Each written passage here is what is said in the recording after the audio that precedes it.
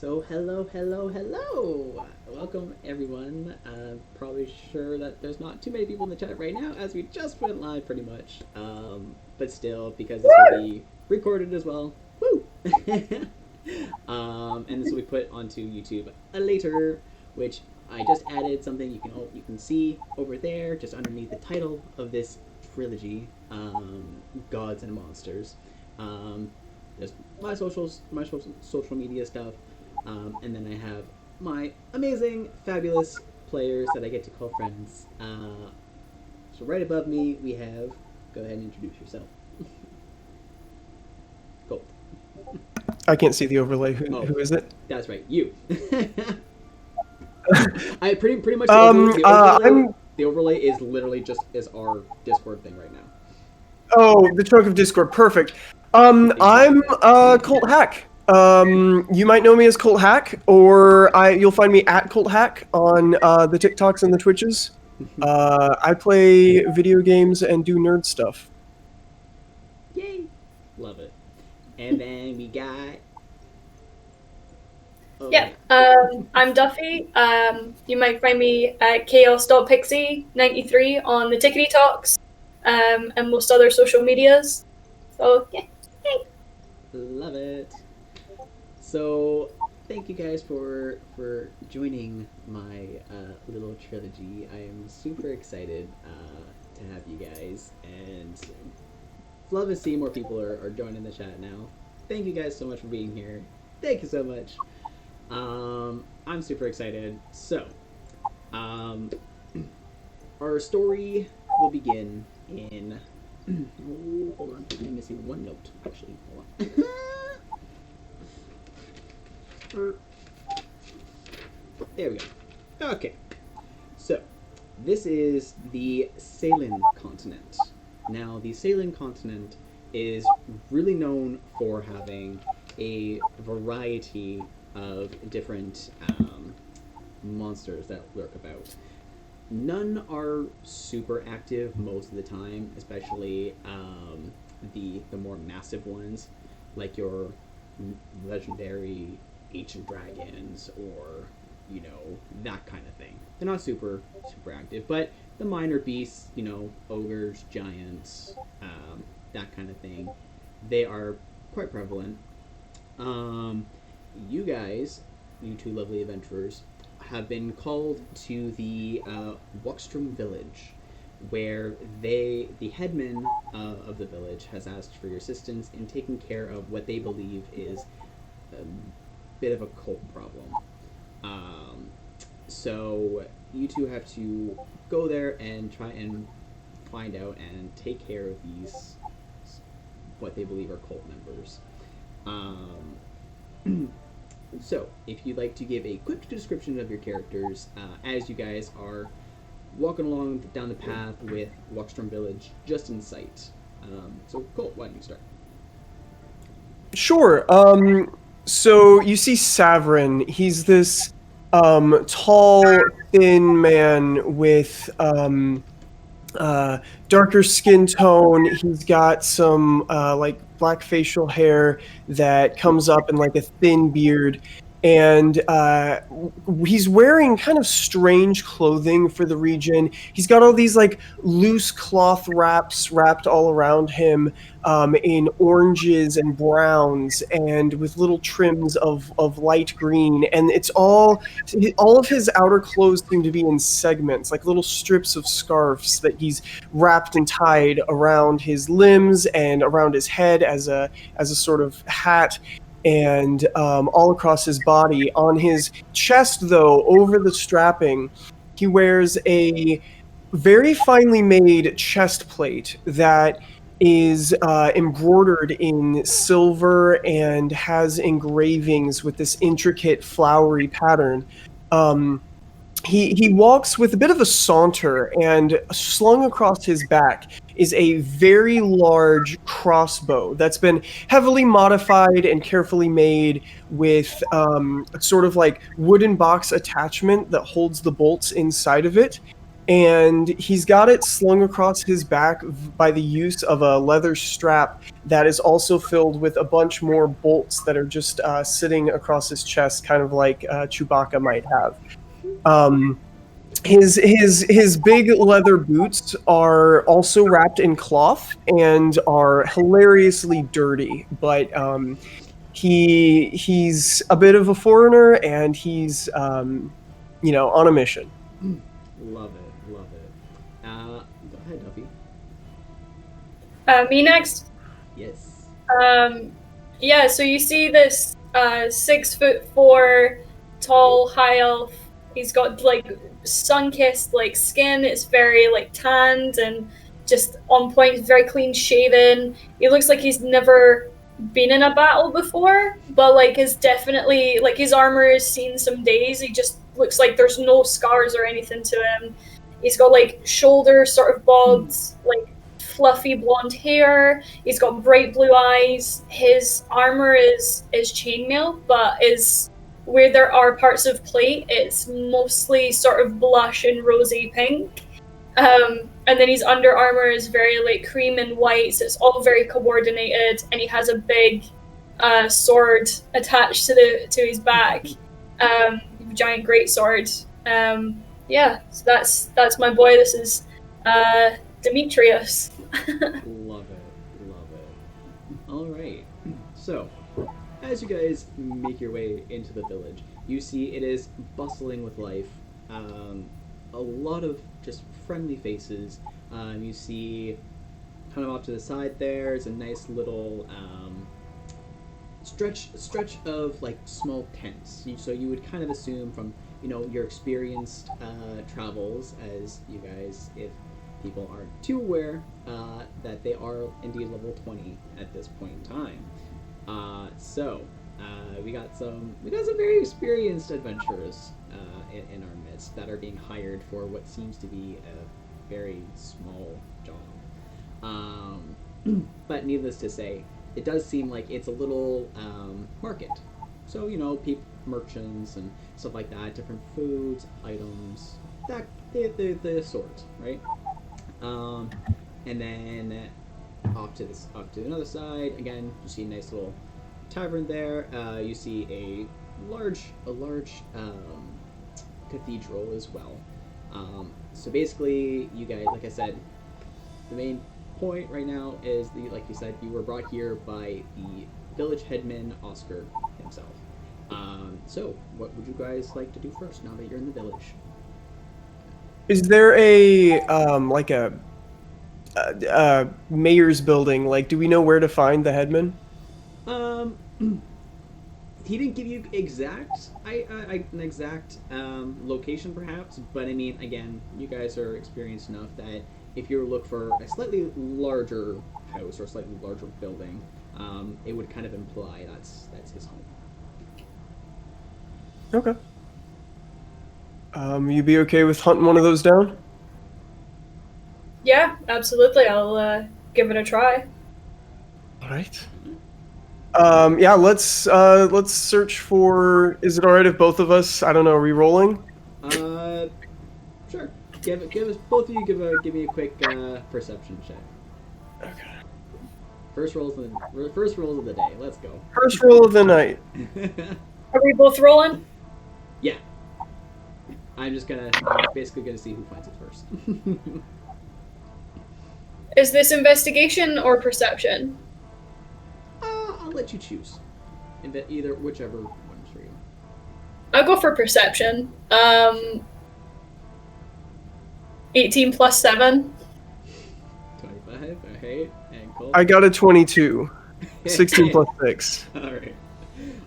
So as the two of you are kind of walking through the village, faces passing you by, and you gotta meet a couple eyes, and they just give you just very, very nice nods. But soon, Demetrius, you kind of point out that there's a larger than normal, larger than average house, which you would probably assume. It's very nicely decorated. It's got some beautiful floral, kind of in like a garden, in the garden area. house is very, Okay. very well kept and taken care of. All right. I'm going to walk up and just kind of barge in. I'm not going to knock or anything. Just open the door and walk in. Okay, you do that. The door's open. So you barge in, and immediately you hear a male's voice. Hey, what are you doing in here? You can't just walk into people's houses like that. You told us to come here. I didn't know it. We- You were gonna give an accent. I love it. Sorry. Go You on, go you told us to come here, and so we are the people you requested. So you're the adventurers. You tell us to come here, and then you scold me for actually coming in here. Do you want me to leave, and then you send for me again, and then I come back in? He's a little taken aback of the abruptness, and you see a slightly more slender, more feminine hand touch the guy on the shoulder, and a blonde younger woman kind of walks around. Father, it's all right. Yes. Apologies. Yes, I did call you here. Thank you for coming. The name is Oscar, but you probably already knew that. And this here is my daughter Miliana. And she kind of walks up to you and just, pleasure. Although something isn't quite normal with her, her eyes are closed the entire time. But she's walking straight up to you as if her eyes were open. I just give a polite bow, and then I'm gonna slightly push Savrin out the way as soon as I see that the daughter is there, and just kind of extend my hand out and take hers and go, "It's a pleasure to meet you. Your beauty knows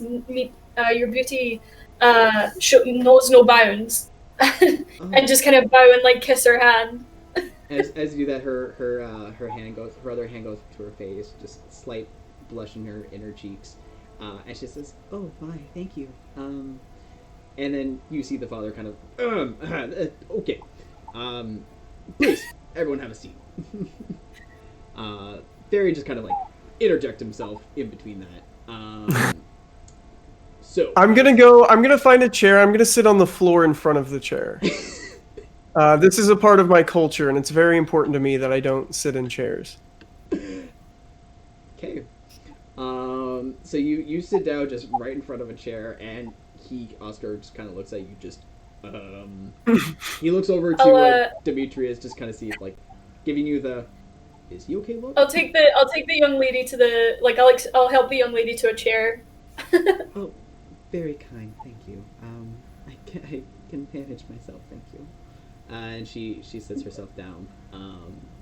So you're all kind of sitting around the table, except for Zabrin, who's sitting on the floor.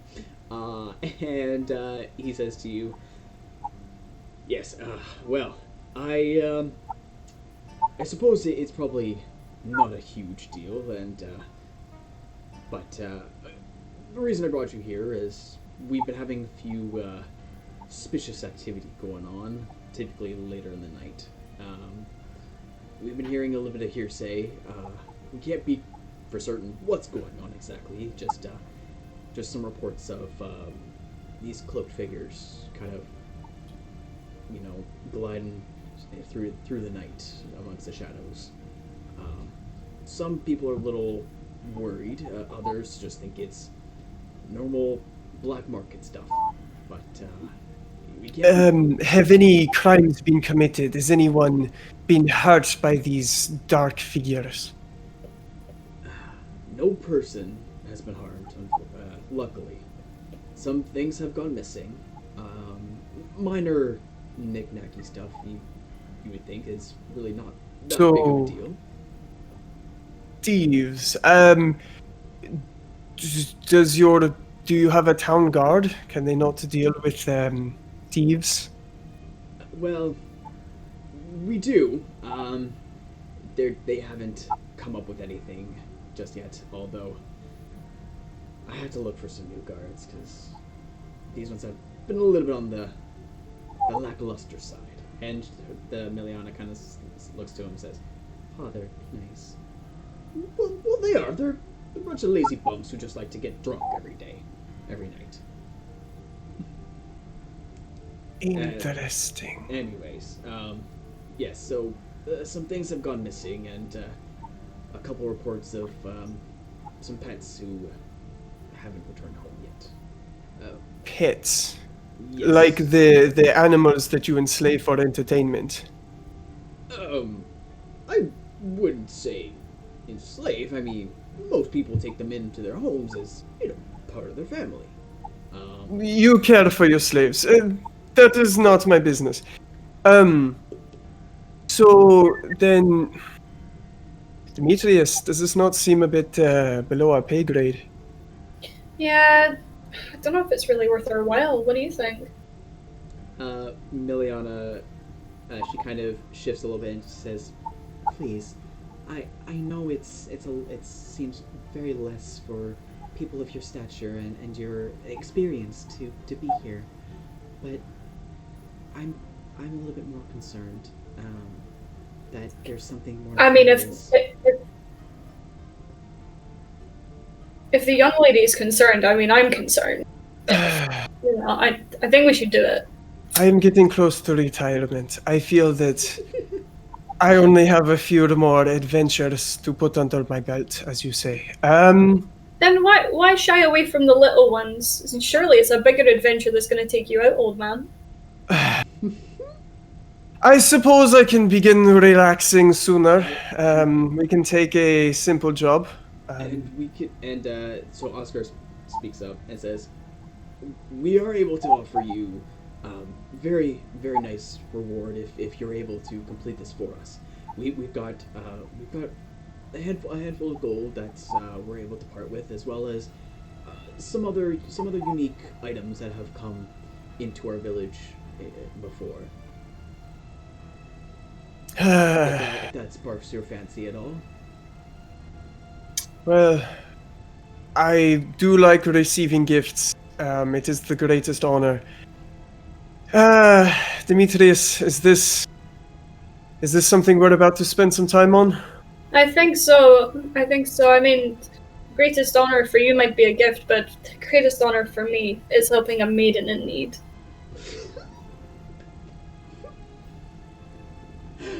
And as you say that, Meliana just she blushes a little bit more and kind of strokes her blonde hair, her blonde golden hair behind her ear.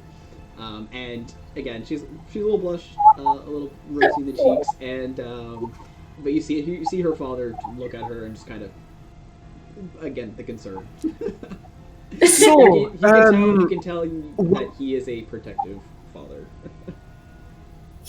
So, well, where do we begin? What will we be starting with?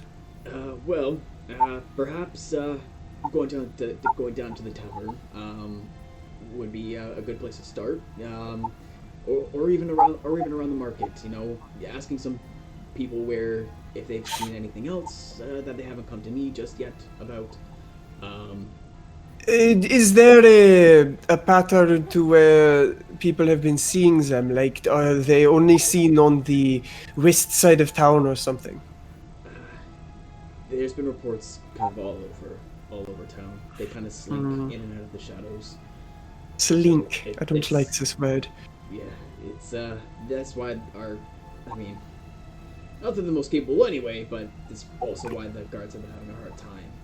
I am a master tracker. We will find this threat, this mysterious slinking, and we will bring it to an end. It's greatly appreciated. And he says, "I'm assuming you know where the tavern is, yes? Or I could escort you around town myself." Oh, we'll find the tavern. I'll sniff it out. And then you see Meliana just kind of put her hand on his shoulder, and she says, "Well, I can always give him a tour. I know you're busy with your duties as headman, Dad, Father. So let me." He says, "No, I can't let you go just wandering around without anybody with you.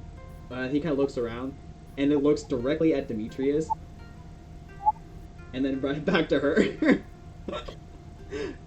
I mean, just be unsafe for you. It's not like Eliana will have someone with her. We'll make sure that she's safe. I would take good care of her. He gives you a little bit of a sus look, not gonna lie. And then he kind of looks over to the guy who's sitting on the floor, and he just kind of thinking to himself, he has that look in his face where it's like, oh boy. Severin hops up, like physically, like from sitting cross-legged, like sort of boings up, and the feet just kind of pop out underneath him. And he like brushes off his scarf layers and kind of reties one of the knots, and just begins walking away. And then Miliana again, she kind of presses to her father. She says, "Father, I'll be fine. Don't you worry.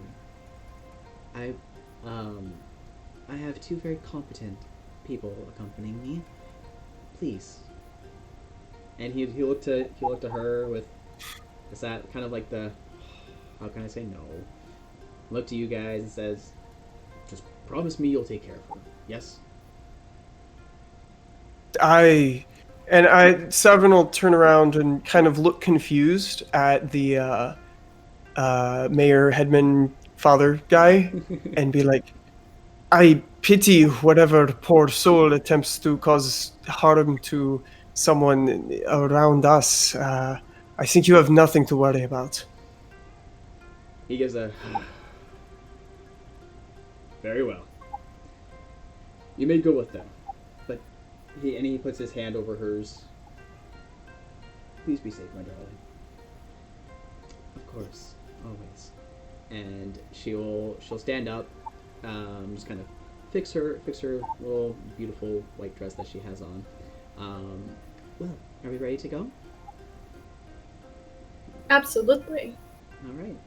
And so she walks up with you guys, and she says, "Well, where to first?" Tavard, let us ask questions of intoxicated people. They always seem to say too much. "Oh, yeah, of course. We do have a lovely bunch that likes to accompany the tavern quite frequently, so there's some characters I could probably introduce you to. Let's make our way." So, as you guys are walking through the town again, you happen to pass the cathedral once again. The cathedral is decorated gorgeously. It's almost as if it's sculpted by the gods themselves. There is stained glass with very intricate art on it, of different shapes, different colors, and there's happens to be like decorated with certain, what looks to be certain creatures are depicted in these stained glass. This probably isn't important at all, but what sorts of creatures are depicted on the side of the building? Go ahead and make a quick investigation. All right. Yeah, investigation +1. That's a 12. All right. You're only really able to make out a few of the obvious things that are on there. There happens to be a let me just, where is it? So there's some wild animals that are they're facing toward the back of the cathedral. So if you're looking at the cathedral and the entrance is on the left-hand side, they're facing right. So as if you're inside the cathedral, they'd be pointing toward the back. There's some wild animals, different species. You're not able to quite sure make out which ones because they're very abstract. Then there's the next pane of glass, and that's slightly higher up. You happen to see lots of, it's very dark coloring, and there happens to be what looks to be spiders, kind of crawling again in the direction toward the back, with some humanoid-looking figures with them, again headed toward that way as well. This is just the one side of the cathedral, by the way, and I'm sure if you just kept walking, you'd see there's more on the other side too. I'm gonna elbow Demetrius and be like, "Watch out, Demetrius. Other gods may be nearby." Other gods. I'm sure your god is not seen everywhere. No, you must watch out. These people may be more akin to other gods, and then they fight, and then the sky falls on you. You must be careful. No, I don't think the great lady that was my god. I think she would. She's, with the deepest respect, my lady, has been around everywhere. So then the sky falls on me because I have no protection. Yeah, the sky falls on you, I think, but I'll make sure you make it to retirement. Don't worry. Wonderful. Yeah, I think I will retire maybe next week. I think it is come time. Can I have your stuff when you're finished adventuring? Absolutely, yes. Sure. Love it. Are you guys kind of whispering that, or is this kind of like an almost out loud kind of conversation? Demetrius doesn't know how to be subtle. Alright, so Miliana kind of overhears you talking about the gods and whatnot, and she kind of turns to you and says, "Oh well, I'm sure at least one person in our quaint village will probably worship the same as you. We actually devoted our church or chapel or cathedral here to a wide range of many gods from many different pantheons, from all across the world. We get a lot of travelers quite frequently. So we hear lots of tales of certain deities and whatnot, and we do our best to appreciate all of them." Oh, yes. Savrin is literally raising his hand. Savrin? She, Yes. as you kind of raise your hand, and she looks directly to you. Yes? Where I come from, do you have a shrine to Gabrevra, the god of small insects?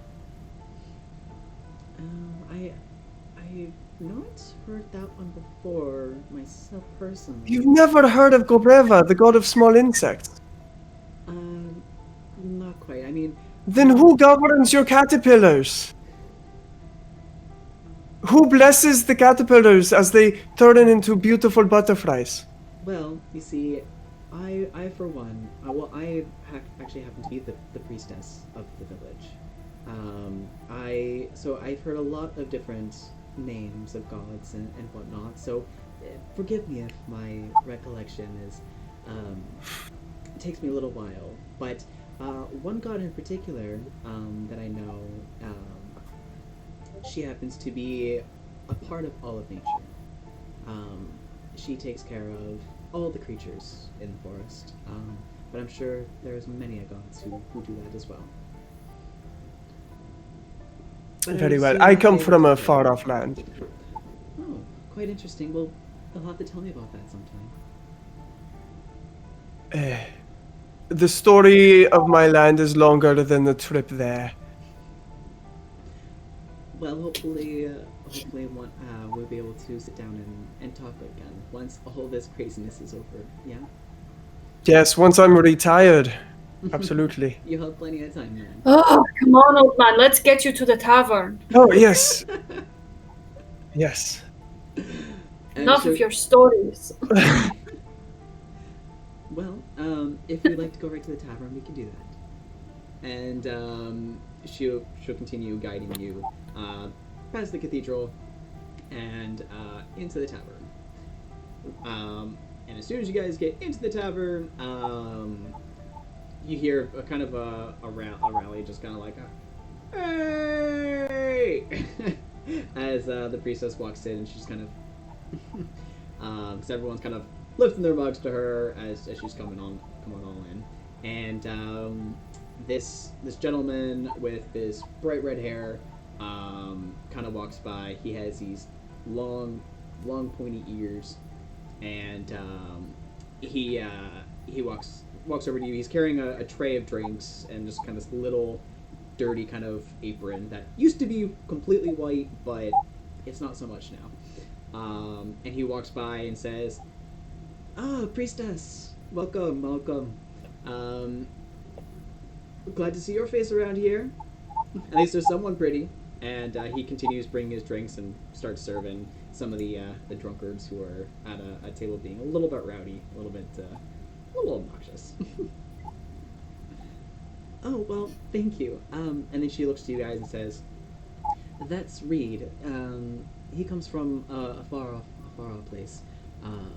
But he's taken quite a liking to our village, and he's stayed, and he's a wonderful bartender. He makes the most wonderful drinks. Shall we find a seat?"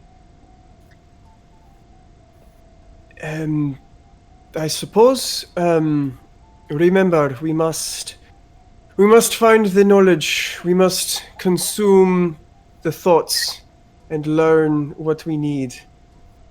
Of course. Well, take a look around the room, and let's see if there's anyone we can talk to. Is there anyone in a dark cloak? Sitting in a dark corner brooding. Yes. Maybe with an undrinking drink or knickknack in front of them? No, not quite. There, like I said, there's like three guys who kind of look on a little bit of the burlier side, and they look a little bit rough around the edges. If you look really closely at them, you notice their hands are calloused, so they work with their hands pretty much most all day long. You see a couple older looking folks who are sitting at one of the tables, and you also see a couple younger people in a mix of male and female there, but everybody else is kind of trying to do their own thing. You got a little band going on. It's kind of like a one man shtick. He's got these magical instruments that are kind of floating around in like a spectral color, and he's just kind of playing away, just having a grand old time. Demetrius, you are probably better at speaking to people than I am. Well, I didn't want to say it, but yes, I think I am. He just does like a hair flick. Sure. Do we want to try do we maybe want to try the couple sitting at the table? I mean, ideally, we ask everyone till we learn something we need. So yes, let's start. Okay. Does it look like the couple at the table? Do they have space at their table, or would I need to just randomly pull up a chair? The older couple, right? Yeah. They do. They have a couple seats that are there that are open. Mm-hmm. Okay, I'll just I'll take a seat at their table and just like ask for wave for a drink or something. Sure. Anything else you're doing? Yeah. That's it. Okay. So as the three of you kind of make your way, the three of you make your way over to the table. You sit down, and the older couple, I think my mic needs to be turned up a little bit. I think. Hold on. I'm sorry. If I can do that, I don't. I think it's at max, to be honest. If I do that, perhaps. Sorry. Maybe that might help.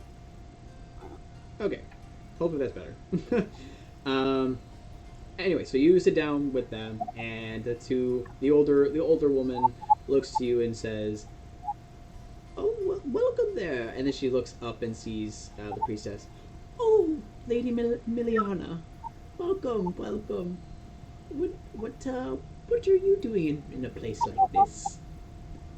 "Well, my friends and I here have a few questions, if you don't mind." "Oh, of course, of course.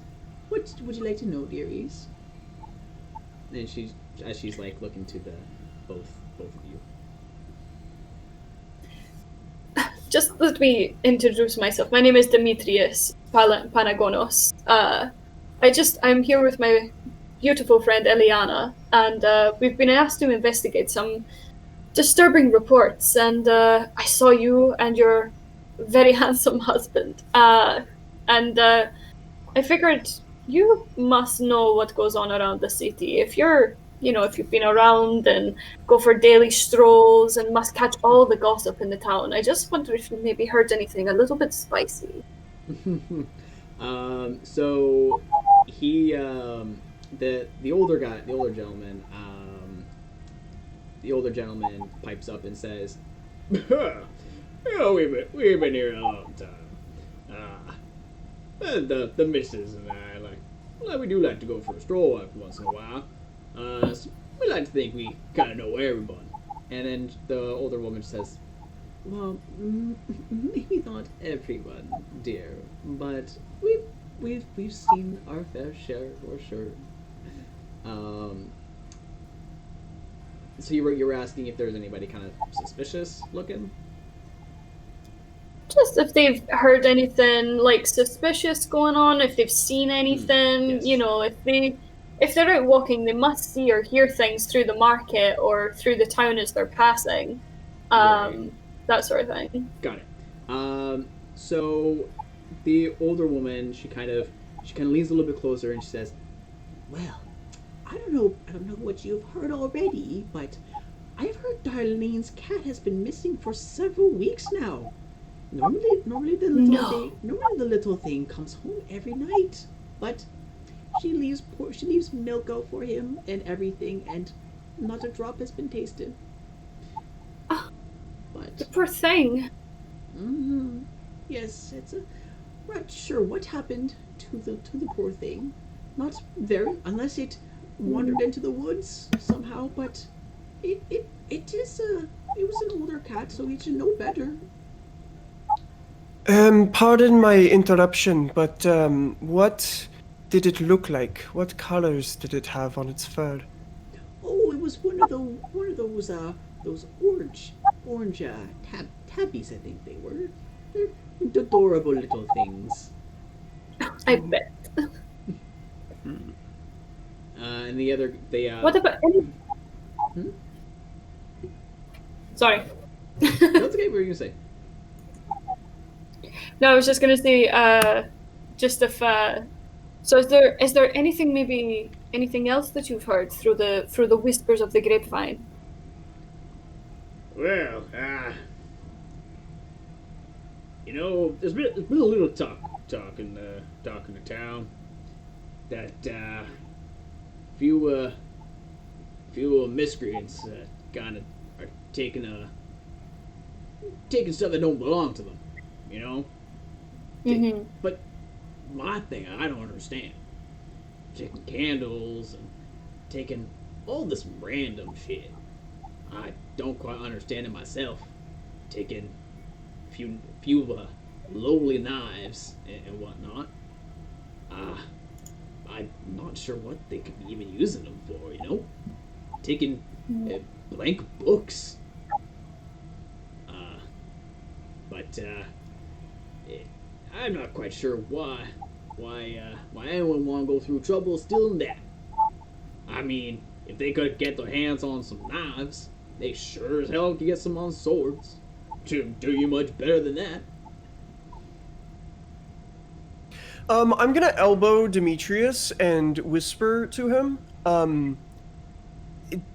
Ask him about people he does not trust. See if there's someone he doesn't think he doesn't trust, because maybe there's someone around town that knows the darker things. Hmm. My handsome man, do you know, out of all your friends that you have in the town, is there anybody new who has recently come to town that you maybe don't know very well or don't trust very well? Do you know? Because I'm sure you've got lots of friends, but who would you consider not a friend? Well, I consider myself quite popular around town, around the village. And the wife just kind of, and he gives her he gives her a little glare. Just anyway, well,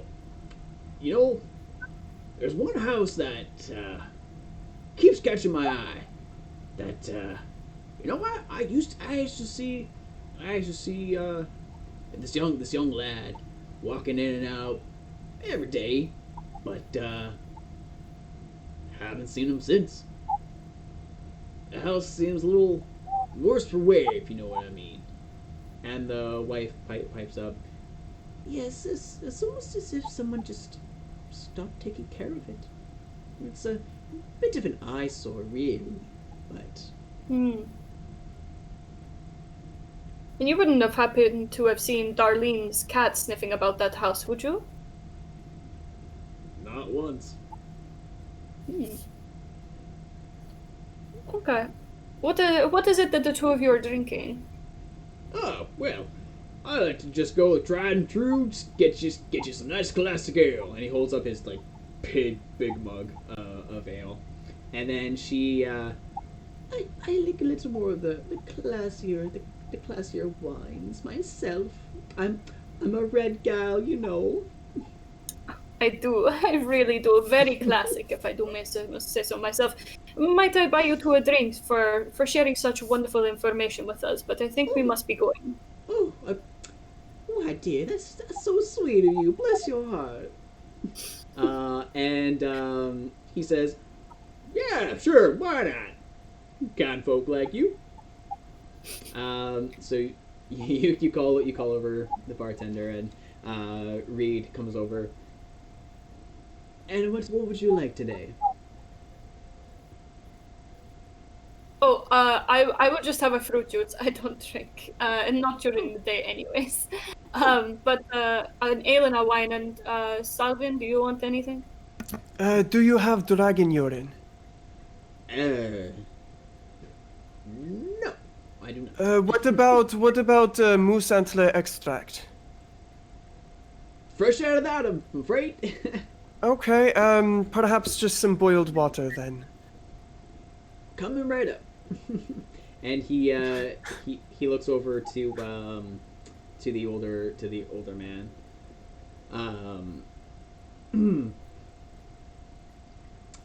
Caden, are you that's your fifth one? Are you okay? And he said, "Yeah, I'm good. I'm good." All right, Miranda, please keep an eye on him. Oh, of course, dearie, of course. I have a question. Yes. So lay on hands for a level 20 paladin can remove a condition, right?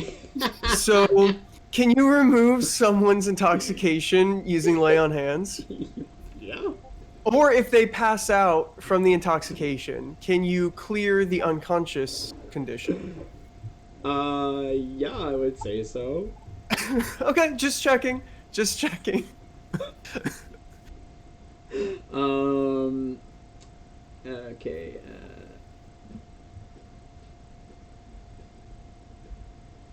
Alrighty. So, he leaves for a little while, and comes right back, giving Caden his ale, and Miranda another glass of wine. And hands you a nice fruit juice and some boiling water that has the steam just kind of coming out of it. So as you take a little, if you're taking a sip of the juice, You taste it, and it's like an explosion of a variety of fruits just burst in your mouth. You get this Some rush, Jamba Juice. pretty much. You get this rush of the sweetness of strawberries, the little bit of tanginess from an orange. You get the slight hint of banana in there. There's even a little bit of raspberries thrown in there too. It's just this colorful explosion of flavor. And Reed looks to you. Well, enjoy. And he makes his way off to another table. And as he's walking by the three rowdy guys, he just says, "Hey, enough! Let's kick you out again." And he walks past them. And the three just Severin, belly laugh. Severin, like, looks around the room like he's about to do something, like, a little sketchy, and he reaches up and, like, on his arm, one of the cloth wraps, there's, like, a knot of scarf. He unties it, and in the cloth, like, wrapped in it, inside the knot, are some leaves, and it's, like, some tea leaves or something, and he takes them out, and he drops them into the hot water. And then he, like, wraps it carefully and ties the knot back up. Like, grabs it with his teeth. Would I notice him doing this? Sure. Yeah, I mean, if he's not being complete, if he's not trying to hide. Yeah, it. no, I'm like, I looked around, but then I, like, didn't care and, like, just kind of openly did that. I'm just gonna lean over to Savrin and just say, Savrin, what are you putting in your drink?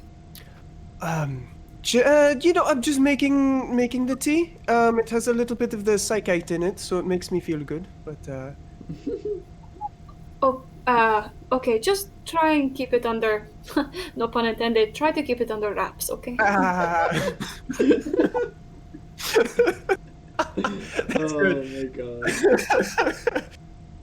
Yeah, okay. Yeah. And I kind of, you know, shake it around and then just start sipping. All right. So Can I just yes. keep an eye on the guys that are being rowdy? Like, I'm sitting, but just kind of looking through the side sweeping the hair, but just kind of looking, just kind of to the side and watching them. Yeah, for sure. As you're watching them, it's just normal drunken behavior. Really, they're kind of talking about nothing. They're actually, one of them is he's talking about one of the younger ladies that's the other table with the younger crowd, and just basically saying, you know, how hot she is and and you know, wishing his wife were saying that his wife was once like that, and just going on about, yeah, they're being a little bad, but it's older guys who are fully wasted and not really caring too much about what they say or how they say it. Yeah, grumbling about nothing. Exactly, grumbling about nothing. Demetrius, I'm having some thoughts. Some good thoughts, some real thoughts, not just the tea, I promise. So we are thinking of this house that is a bit curious, alright? We should also think about finding... this town is not very large. We should look at people, because there has to be, like, the people must live somewhere, and they talk about finding people in the night in the hoods, but everyone, like, people don't know what people are doing this, so maybe we should ask more people about finding people that are not good.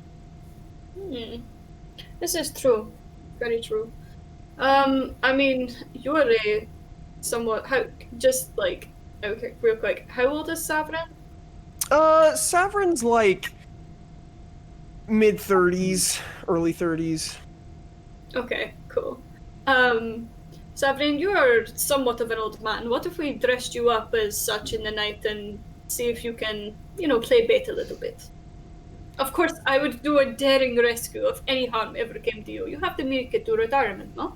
I do not like this plan. What if we just hide somewhere and look?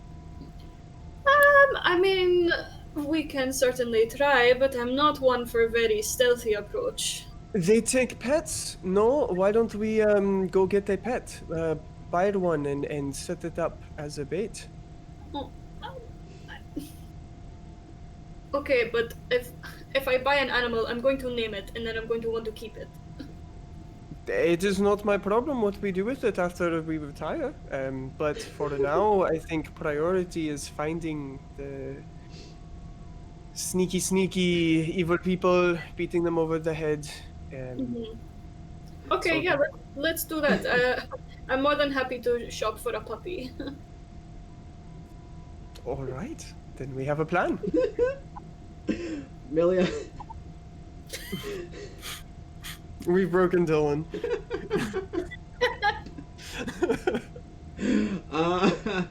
Okay. All right. So Miliana's listening to your plan, and she's just kind of, okay. Yeah. If that's what you think, I mean, you're the experienced ones. If you want, I can show you down to the down to the marketplace. Lots of vendors, and I'm sure one of them is bound to have some sort of animal companions that we can find. Might you show us the way, good lady? Of course. She kind of reaches into her dress pocket, and she pulls out It has a little. pockets. It has pockets. She pulls out a little bag, and she kind of tosses it on the table, and it's coins. And she says, she kind of leans forward to the two of them. This is just for your tab there, for being so helpful for us.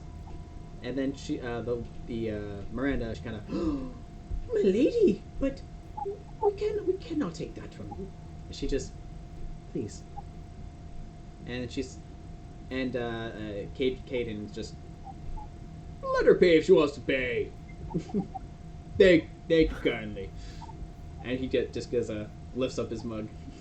And she just kind of gives a little, and the three. As Savrin like is walking out, he's gonna like turn to her and be like, "You can take that out of our reward if you must. Oh, That may. it's no big deal. It sort of comes from us. It is our mission." Well, that's very generous of you.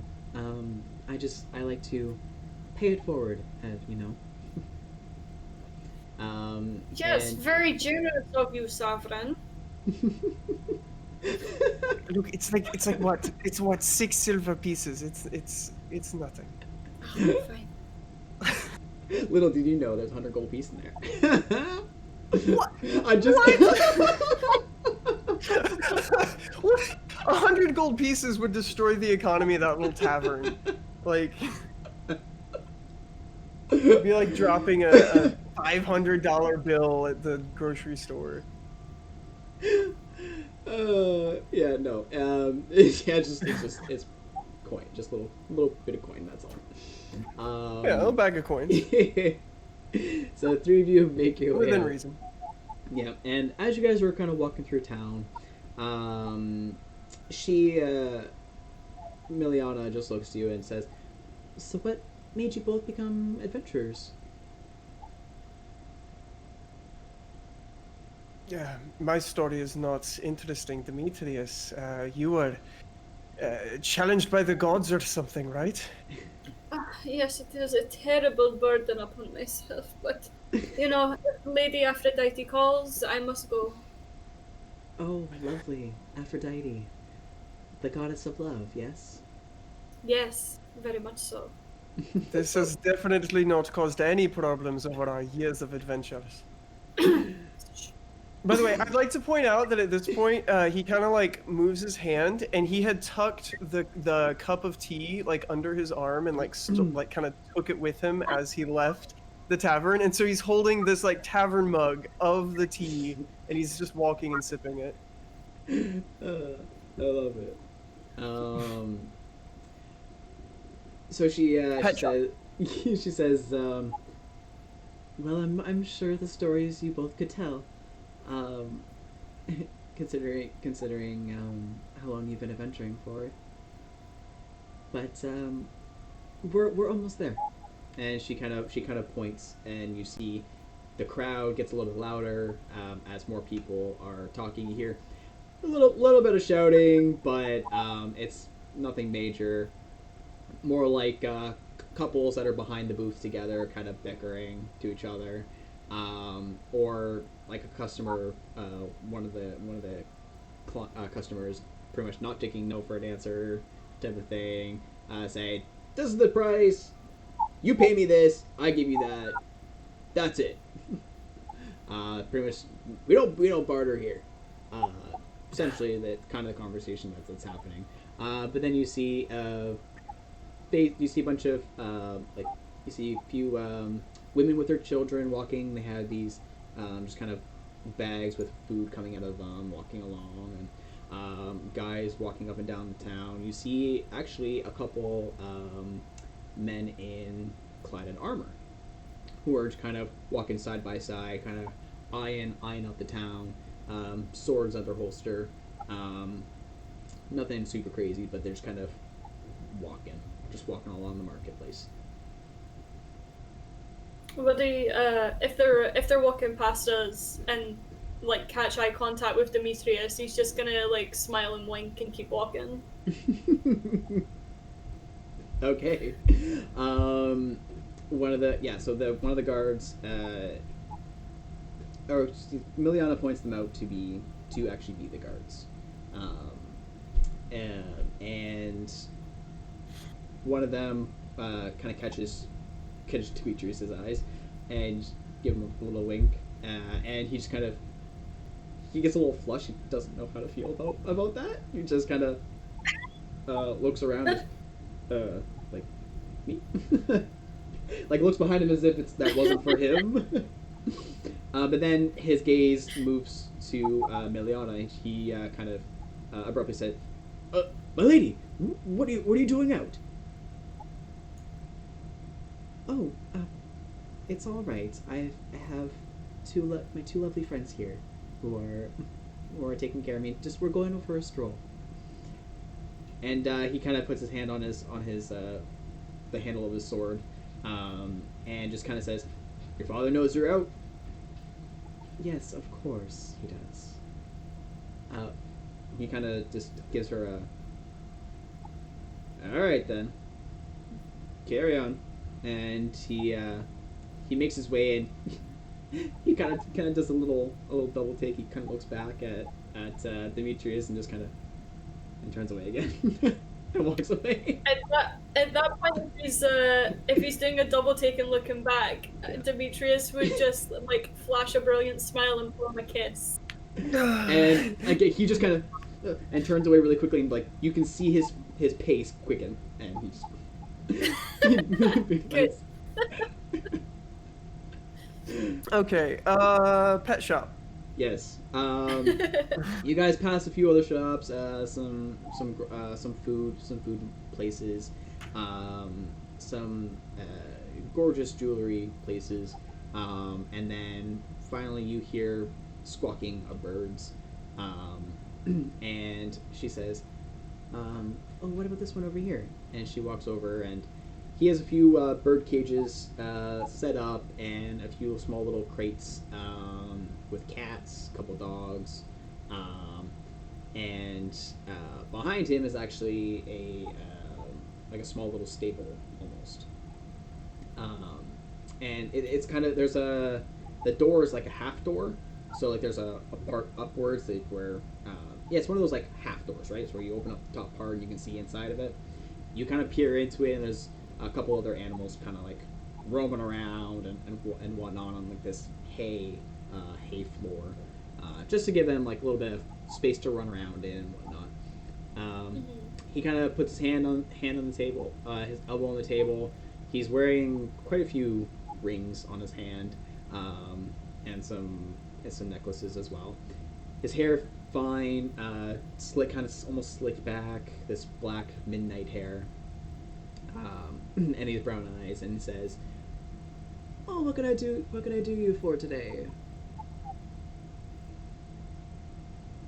And Miliana says, "Well, we're actually interested in looking for a new pet." "Ah, so what's your choice?" And he looks to the both of you. Puppy. Just like for all that he's like flirty and cheeky, this is the most dead serious that even you, Savrin, have ever seen Demetrius ever be. It's just puppy. Puppy. Yeah, of course. I got quite a few. He kind of looks down at one of the cages there. We got this little guy over here. He kind of reaches down and he pulls out this very yellow-looking puppy. These little floppy ears, this big, just kind of wet black nose, and his tongue just kind of. Would you say of the golden retriever variety? Yeah, pretty much. Yeah, this one. This is the one. Oh, Savrin, right. you've got to let me have this. For years you have told me I'm not allowed to have a puppy. I'm getting one. This is for a mission, and it is none of my business once I retire next week. I must, I will let up when I am done. But of course, for the mission, for now, priority is not puppy. Priority is mission. Do not Yes, forget. for the mission. Yes. Okay, just want to clear. Okay. Okay. He kind of he hands you the puppy. This puppy is probably no more than like 10 months. Like he's a puppy who's just pretty much ready to be let go to a new homeowner. And so he kind of looks to you and says, "That'll be a 20 gold piece." No problem. And I'd just hand them over. Do the exchange. But by the way, can I ask? We just want to know. Well, curiosity. We understand that a lot of pets have been targeted recently. As you are the pet store, have you found yourself being targeted at all, or threatening notes, maybe anything of the sort? Well, not quite. I mean, most of my pets that I have here, they've been pretty fine. But I mean, I don't keep them out, of course. I have this little shack here that I keep them in every night. Make sure they have tons of food, tons of water. I clean up after them in the morning time, and yeah, I haven't had. I lock up the shack, and I'm good to go for the night. I don't live too far from here, to be honest, so I could probably hear the little critters whining and crying in the middle of the night if I need them, if they need me. But other than that, none of mine have gone missing. Interesting. I mean, I have. He kind of looks around, seeing if anybody's kind of really listening. I have been hearing about missing pets, though, and it concerns me. I, as an animal lover myself, I can't help but think something's not normally good when it comes to pets missing. Usually, Do you have any ideas of what has been happening? Do you know anything, hear anything, see anything? Well, there's been one incident or so where there's this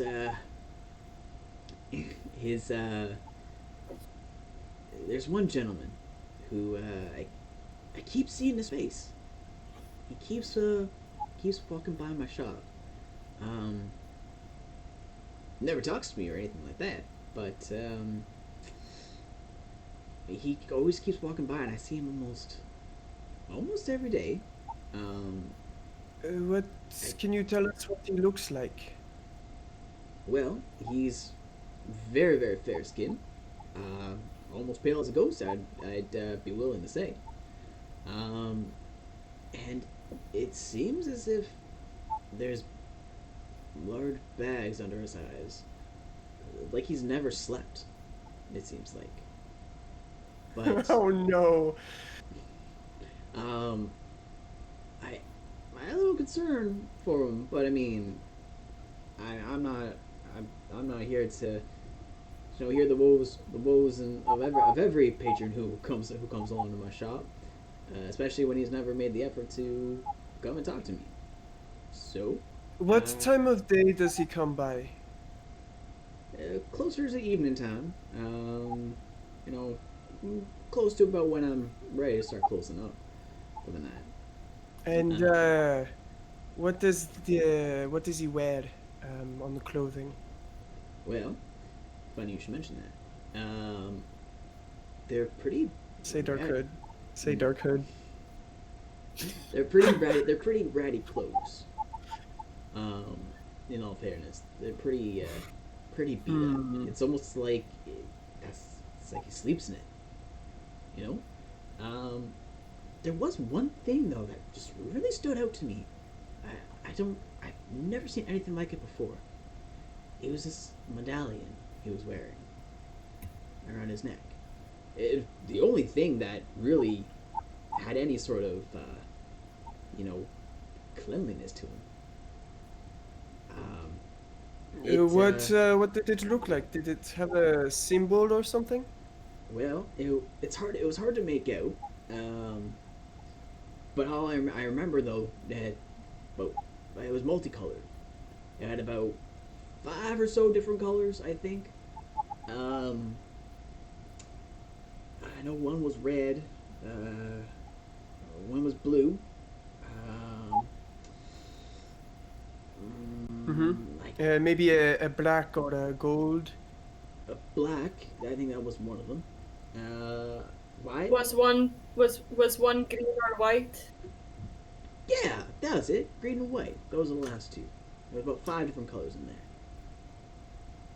But it made no sense to me. I'm not too sure. I've never seen anything like It's that. making sense to Duffy. Okay.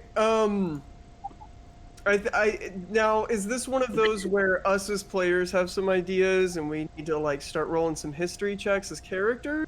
Mm, If you would Pretty like please? to do so.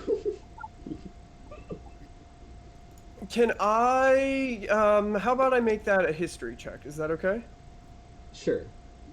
could Or I would you Yeah. prefer religion? possibly do religion? Sure. Go ahead.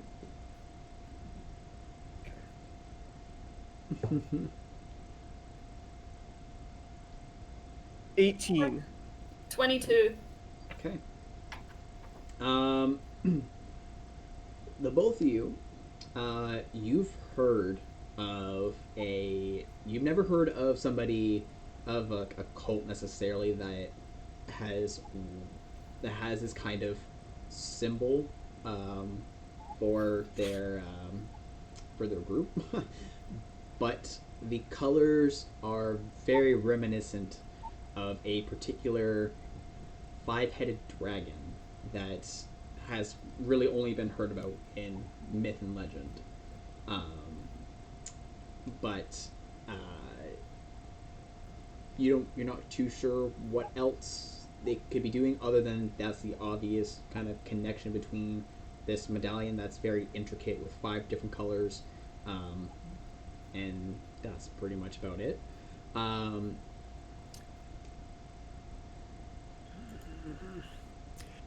Demetrius, do you remember when we were in the great tomb of the Forgotten, and we were presented with those magical swords, and you had the option of taking a Dragon Slayer blade, and you didn't? What do you think about that choice now? I refuse to admit that I'm ever wrong, so I don't know why you're bothering to ask me these things.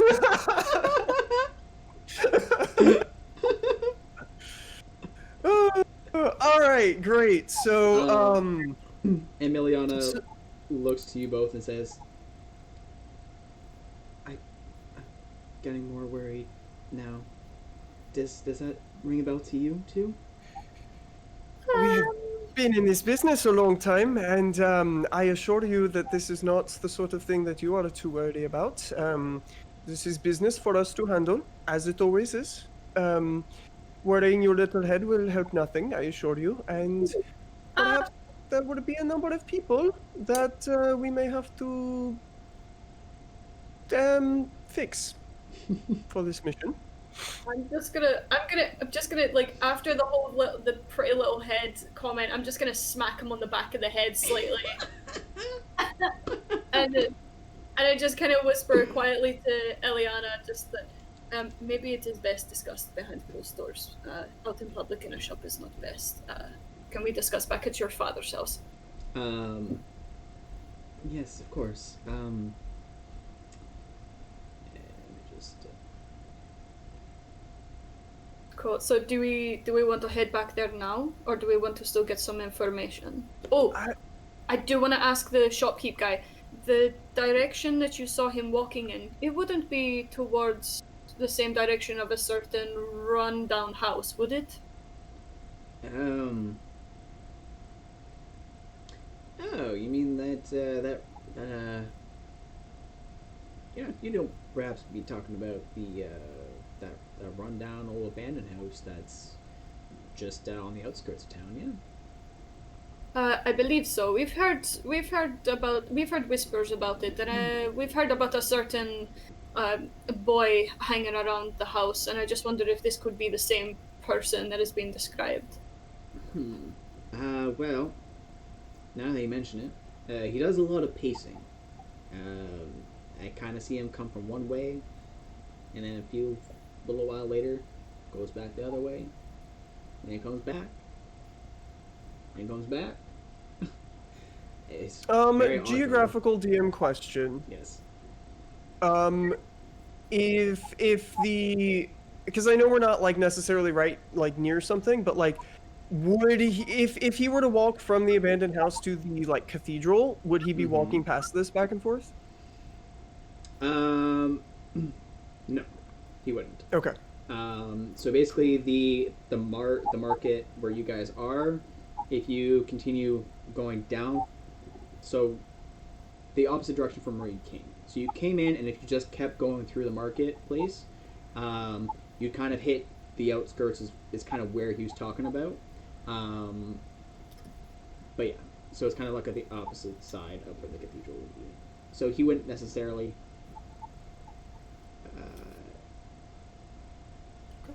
Okay. Yeah. Because you guys did a kind of a roundabout thing.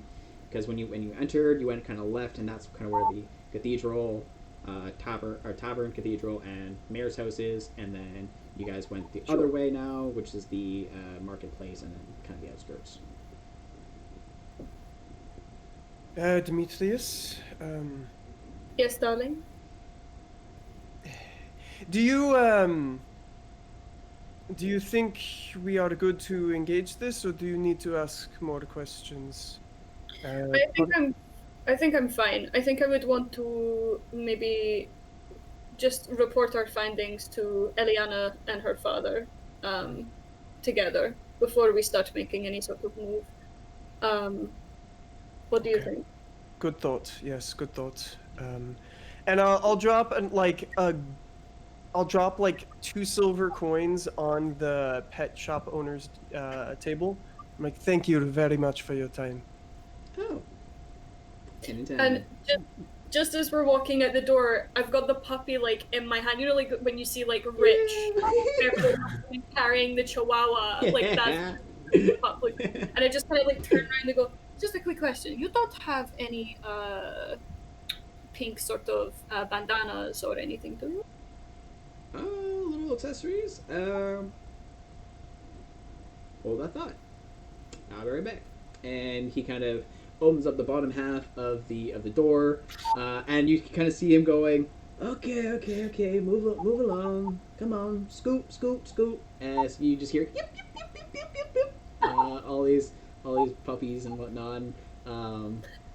And he kind of makes his way over to the kind of corner. He leaves sight for a moment, comes back with this just this hot pink bandana. Something like this, do it right? I mean, it's a little bit bright and flashy for what I'm looking for, but it'll do. It'll hopefully fade in the sun. We can make it work. Okay. I just like tie it around the puppy's necks. Your name is now Apollo, and I love you more than life. Miliana just kind of gives Apollo a little scritch behind the back of the head, and just. So she says, "Well, should we get moving then? We're gonna go back to talk to my father." Yeah. All right. So you guys make your way back through the town and arrive back at his home. She enters first and says, "Father, we're back." And he kind of comes around the corner. Yes. So, anything? Well, some things, but I will warn you now. This may not be very good for your small town. So What do you mean by not that? and Demetrius, you may correct me if I'm incorrect on any of this, which I rarely am. But it does smell as though, is that what you say? That we may be worried about a sort of radical religious, like a, what's the word, cult? Like a cult? Cult. Yes, you're correct. This and from what we've been hearing about town, you know, they take the pets. There are people who may have magics about them, and correct me if I'm wrong here, but do we not see sort of symbols of Tiamat involved? Yes, I do. From the description and from what I can remember of my time in the temples, it does sound like the cult of Tiamat that could be poisoning your area. That is not something to take lightly. Oscar's face just kind of it drops, just kind of as at the word Tiamat. He just kind of no. Can I make an insight check just to kind of like gauge his reaction about hearing that we're onto that? Yeah. Be it like actual despair or like temporary surprise and terror of us figuring out that fast? Go ahead. Okay. I would like to insight check Eliana for the same reason. Miliana, yeah, okay. Oh, Liliana, sorry. Miliana, like Mill. The number. Yes. I got an 11. Okay. Hey, can you check out the window? I just heard the quack of an Amazon truck, and we're expecting the printer today. I got 18 total. Okay. So Miliana, she is like, she's genuinely like her expression also drops as well. Like, and she like there's a genuine concern in her face, like, but she knows exactly who you're talking about, and it's as if bells just went off in her head. And like she knows more than what she's told you already. Whereas Oscar, it comes off as an like it's a genuine concern. Like he knows of the beast, and he's genuinely terrified of it. And like concerned. Yes. So, that means that perhaps this is not quite as small or as simple as thieves in the night. So then we must ask the next part, the next questions. There's an abandoned house near the edge of town. We've seen people coming in and out of that perhaps may be associated with this. Is it okay if we maybe camp out tonight? We do some searching, some scouting, and see if we can sort of find the source of this danger. As you're trying to talk to him, his he's just taken aback. It's almost like he's kind of spaced out for a moment, and he just kind of like puts his hand on the table and just kind of sits himself down slowly, and his hand just kind of comes up to his face, just, and you can hear his breathing just heavy. And Miliana's one of her hands is kind of wrapped around her her ribs, and the other one is up here, and she's just kind of like nervously. It's almost like she's kind of peering out the window, like as if she's in deep thought. She's just kind of. But Oscar kind of just. Yeah, that's fine. Whatever you need. Perhaps we ask that you keep the town guard away from that area tonight, just to make sure luck is on our side. Perhaps, but only do not tell everyone. Only tell the soldiers who would normally be there. That way, it does not spread too far. I would even go as far as to say that just keep them away from that side of town, but do not tell them why. Do not maybe mention the Tiamat, because the last thing we want is to invoke panic and possibly spook the cultists themselves. We want to try and catch them. We don't want them to run. Yeah, you got a point.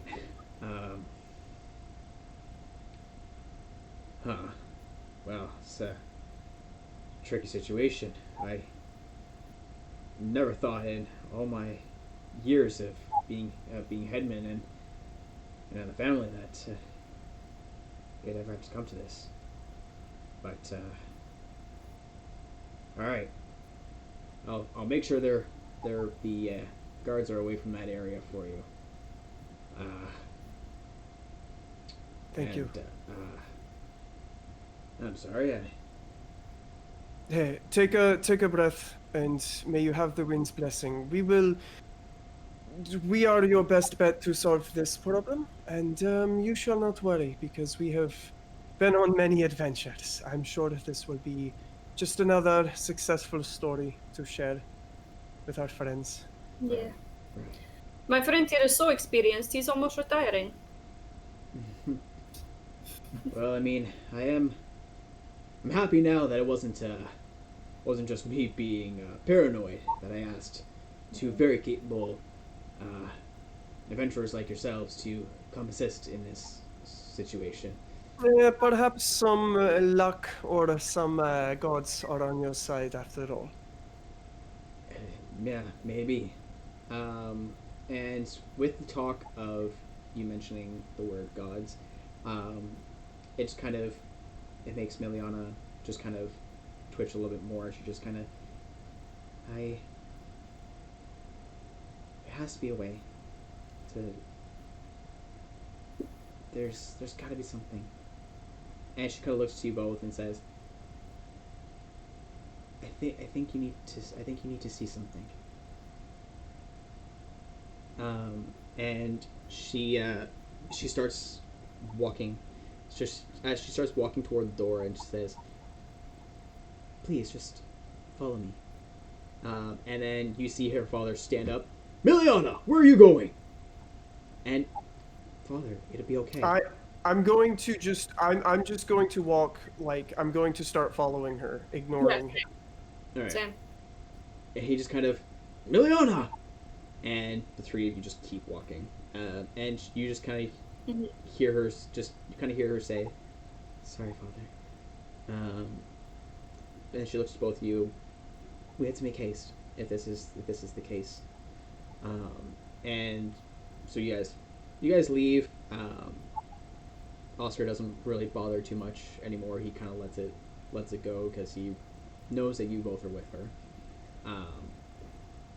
She brings you back to the cathedral. And she walks you guys inside, and you guys can see more of the tapestries that are being depicted in these stained glass. You guys notice that with every passing glass window, the images of creatures goes higher and higher and higher up the glass.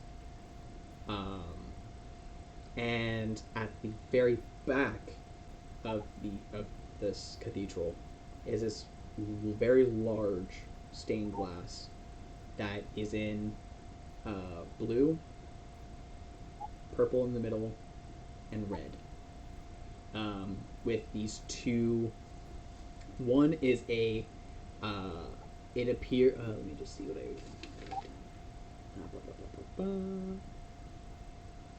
Yes, so one is a winged beast that's outlined in red, and with these very large wings, and it seems to have multiple heads. And then on the blue side is this bipedal creature, outlined with spikes on it, and this very large maw. And she's kind of just gliding down the aisleway very hastily, and says, and just she starts to speak, her voice echoing through the cathedral.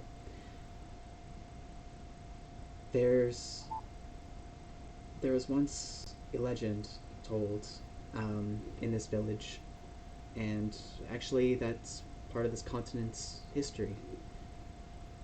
Our cathedral not only it pays homage to that day, but it's said that two gods came down and clashed. These gargantuan figures causing mass disruption over dominance for the land. Their power nearly took out every living being in vie for control. But after many days of constant fighting, the two beasts killed each other, ending the violence. But that was said to have happened thousands of years ago. Who were they? Well, as she points to the one in red, and says, "Well, it seems like the stories were really vague with the names, but we had one they called Queen of the Monsters, and the other, as she points to the one in blue, that took on the king.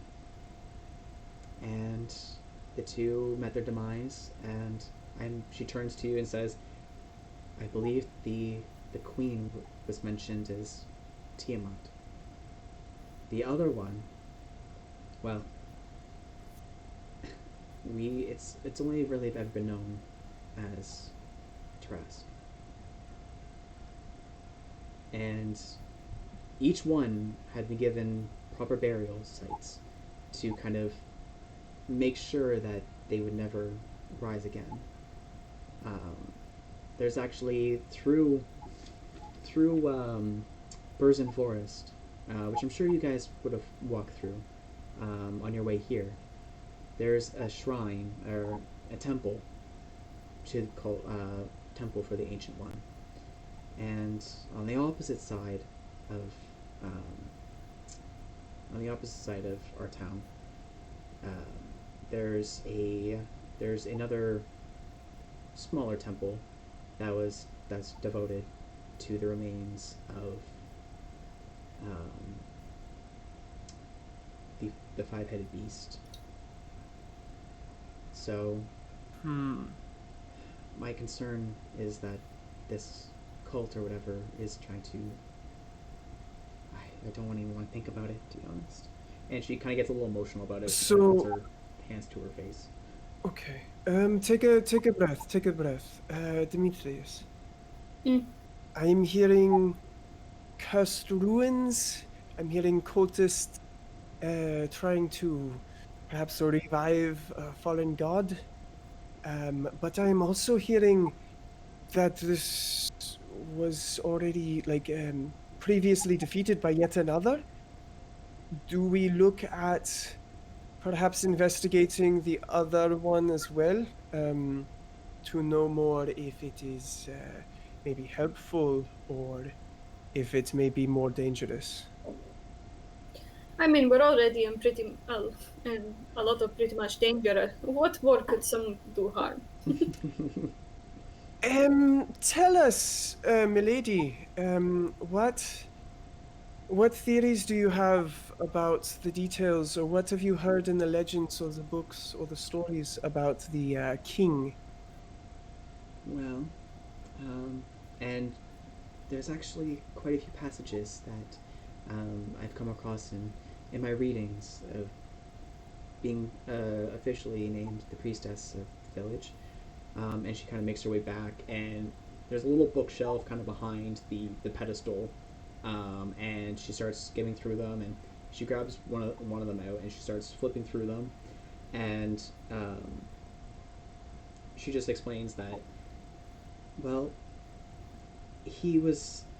Some people believe that he was he awoke to end this tyranny of the queen, um, because she didn't belong here. Um, and so some believe that he was just he's benevolent being that is meant to protect. Others strongly believe that he's not much more than a monster as the queen herself, and believe that he wants nothing more than destruction as well, and that the only reason he didn't get what he wanted was because the two ended up taking each other out. None of us really know for sure why or how he came, or what his intentions could have been. As for me, I strongly believe that there is a sense of balance that he wanted. And so maybe like some species that are brought into other lands and take over, maybe it was the same situation like that. Perhaps Trask was here long before Tiamat, and she just invited herself and was wanted to take over his own land, and like humans do, right? We fight for territory, so you enter someone's home, and you're not, and they start wreaking havoc. They're not going to be met with the nicest of welcomes. Yes, okay. Well, I will say this does not bode that well. Limited information and dangerous old magics. But I think we know that. I mean, Demetrius, do you think we have the strength to bring down some cultists? For some cultists, yes. The queen of the monsters are by ourselves? Absolutely not. That is why we bring down the cultists first. Oh, right. Are there any full moons, stars aligning, planet magic, whale lines weave? Is there a time approaching when magic is important very soon, by any chance? From what I've gathered, not particularly. Okay. I feel with the increase of activity that's been happening lately, and from what we've heard from the people, I don't. I think that if we do good work tonight, we may not have to worry about this. Legend may stay a legend, and we may be okay. Right. I agree. I hope everything will be all. I'm sure everything will be all right. I Father doesn't really know this, And I assume you two might have picked up on it already, but I'm not as helpless as he thinks he is, as I am. And as she's saying this, it's like she's looking directly at you. And again, her eyes still closed. She says, with the help of the gods, I feel as if I'm not incomplete without my sight. I've been able to see perfectly fine. And Do not worry, I do not judge you. I do not judge a book by the art on its cover. I cannot read in your language, so I do not judge a book at all, I suppose. her hands do kind of glow, kind of mysteriously, just like this kind of white, almost holy kind of glow. Um, I believe I can be of some help to you if you would accept it. And her hands, she kind of closes her hands and it stops it from glowing.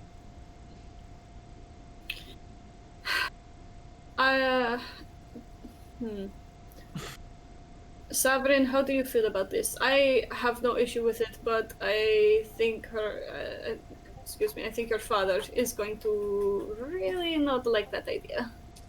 Perhaps she does not participate in the swinging of swords, but maybe we will accept some magical assistance. Maybe get some blessing. I do not know how you get your power, but course. perhaps your god may help us in our mysteries. Also, somebody is. If I'm at the front swinging my big fucking sword, somebody needs to watch Apollo, because I can't be in two places at once. Well, definitely I can do that. there you go. There's a job. Perfect. I'll make sure you guys are protected. You're still holding Apollo at this point, right? Yeah, I haven't put him down once. I didn't think so. like here. Don't worry, I'll take very, very good care of him. And I will make sure I'll do my best to support both of you. I want an insight check. Yeah. Go ahead.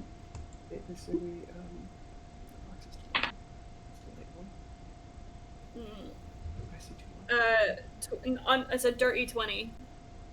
Jerry 20? Yeah, she's very genuine about it. She really wants to help you. Okay, that's fine. It was not so much the supporting the team, it was more the did she mean what she meant about taking care of Apollo? Oh, 100%. Yes, 1000%. Okay, cool. Yeah, I'm happy. Good.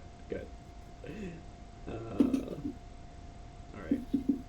So she kind of gleams with joy that that you accepting her, and don't worry about my father. Really, I've been out a few times without him knowing. So I do have a saying that I like to live by, that it's easier to gain forgiveness than it is permission, no? That is the saying? I thought it was a different saying. Savrin, what have you been thinking? Not important. I will always be around to clean up your mess.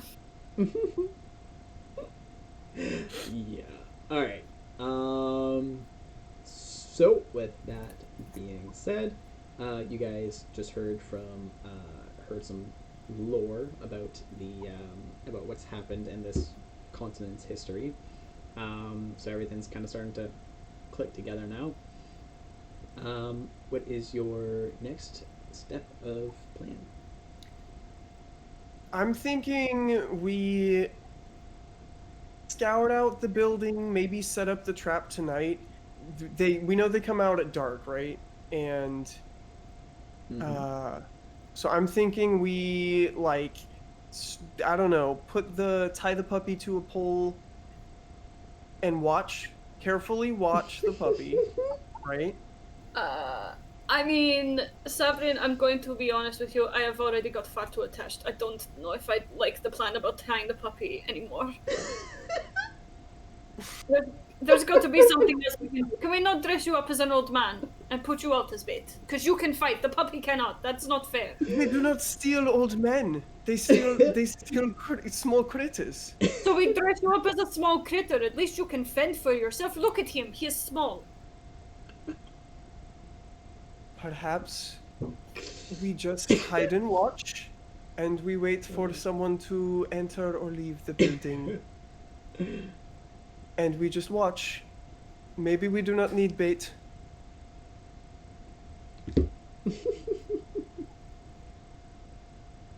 But I'm worried that if we are only watching, we may get unlucky. I like to have chips on my side.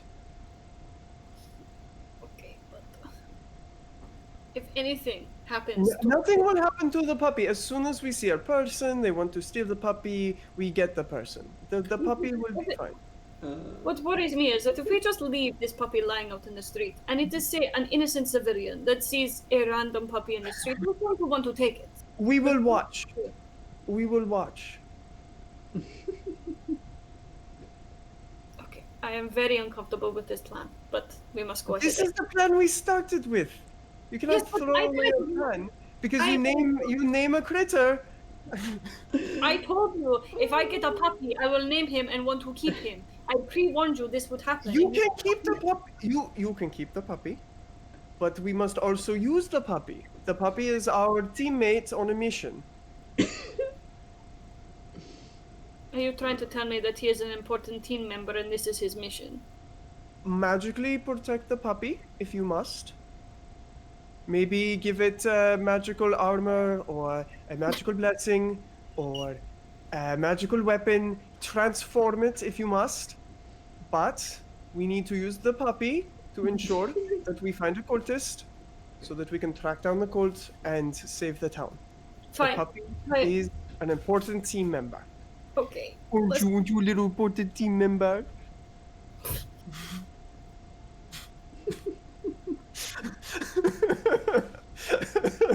I foresaw this as soon as you mentioned bait, using an animal as bait. I 1000% was like, this is not gonna end well.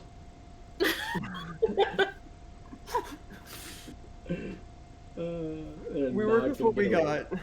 All right. So, Let's just get this over with. I need to protect my son. and Miliana speaks up and says, if I can also help as well, in case my job is to protect Apollo as well, and so I will do anything I can to protect this poor sweet angel.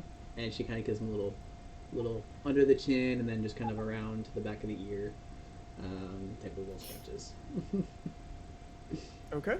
So it sounds like we set up the trap then? Fine.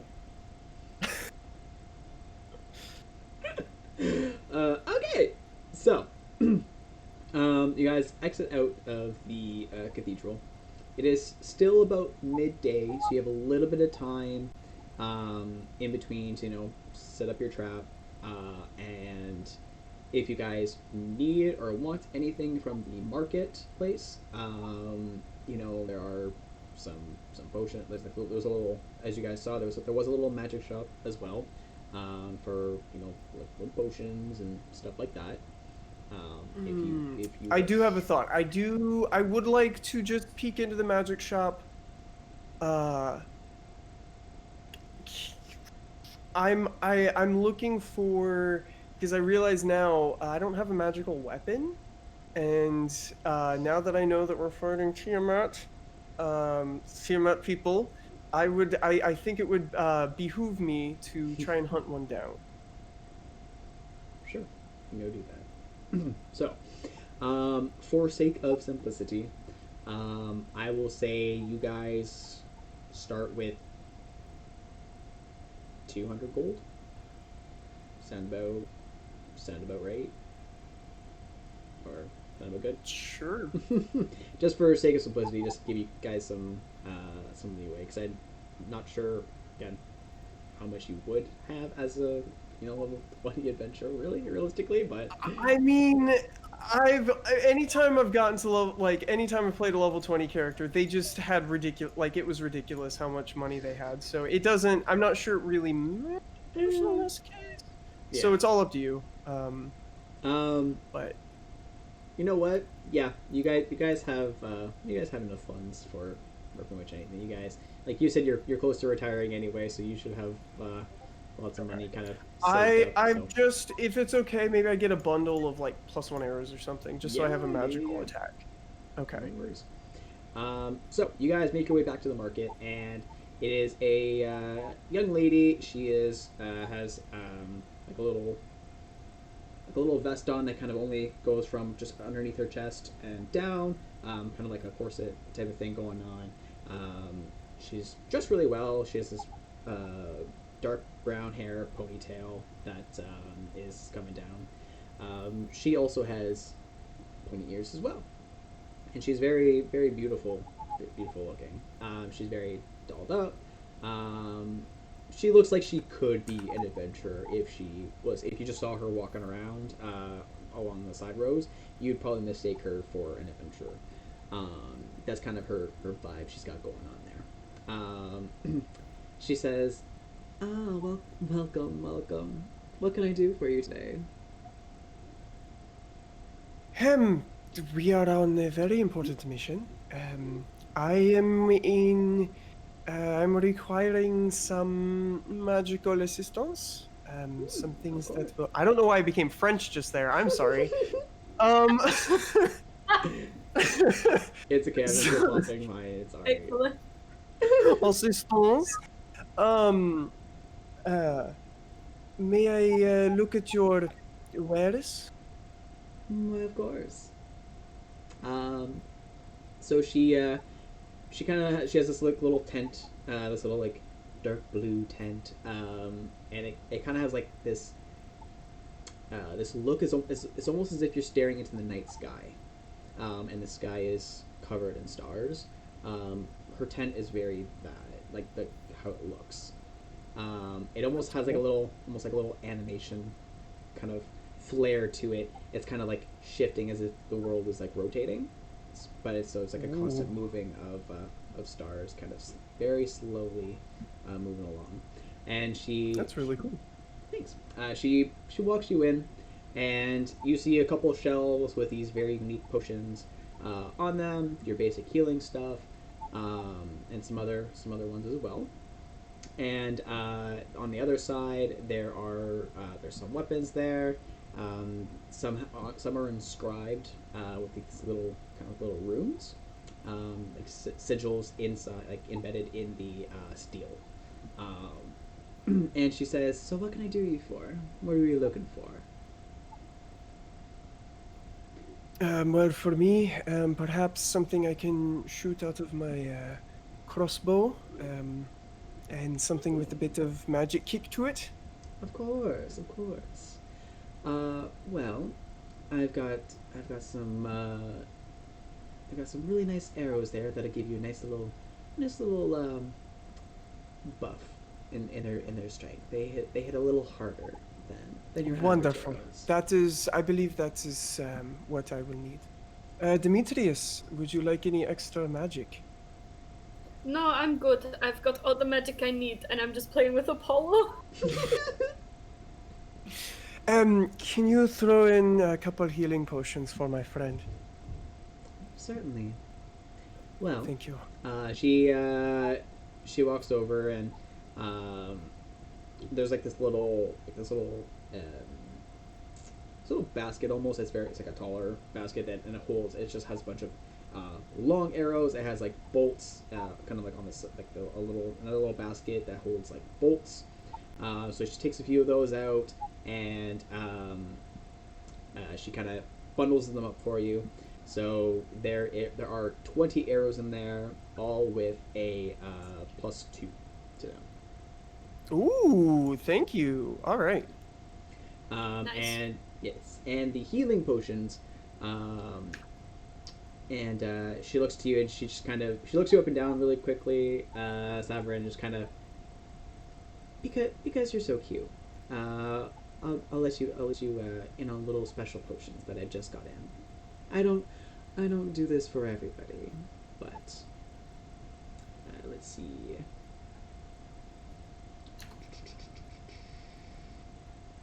I wanna call them. There we go. They are supreme healing potions. There are 3 of them. Oh. I don't see those on D&D Beyond. They are 10d4 plus 20. Wait, what? 10d4? Mm-hmm.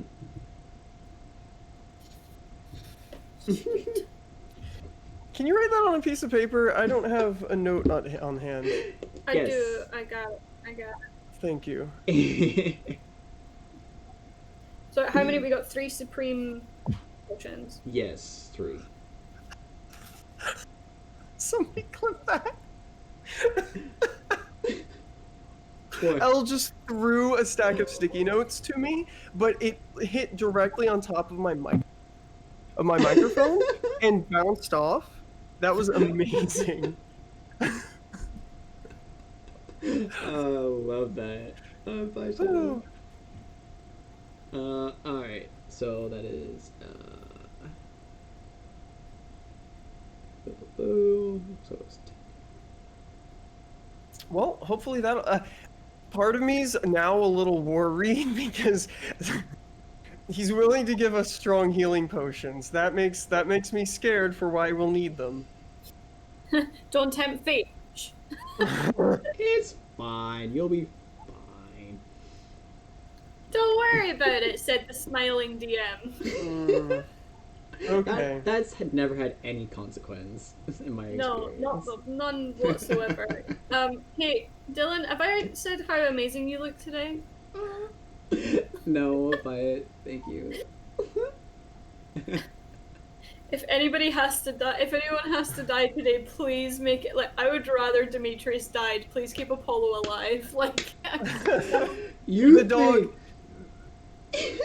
You think I would let anything happen to that little angel? I am no, never. if one cult member touches so much as a hair on his head, they're dead. Like that's it. What are y'all's passive perceptions again? Just really quick. Oh, that's not nerve-wracking. Passive perception 16. It's just something I forgot to do. That's all. Passive perception. 17. Okay. Alright, everything's fine. So, she says,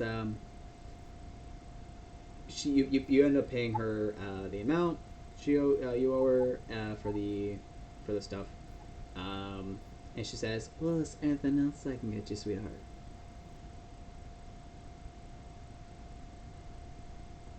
Do you have a rapier? Oh, of course, yes. Maybe something thin for fencing, or something I can use with a bit of finesse. Yes, because you're a man with Saverin. Have you seen the size of my muscles? They are not that large. Yes, I know. It is not a secret. It's because I'm good.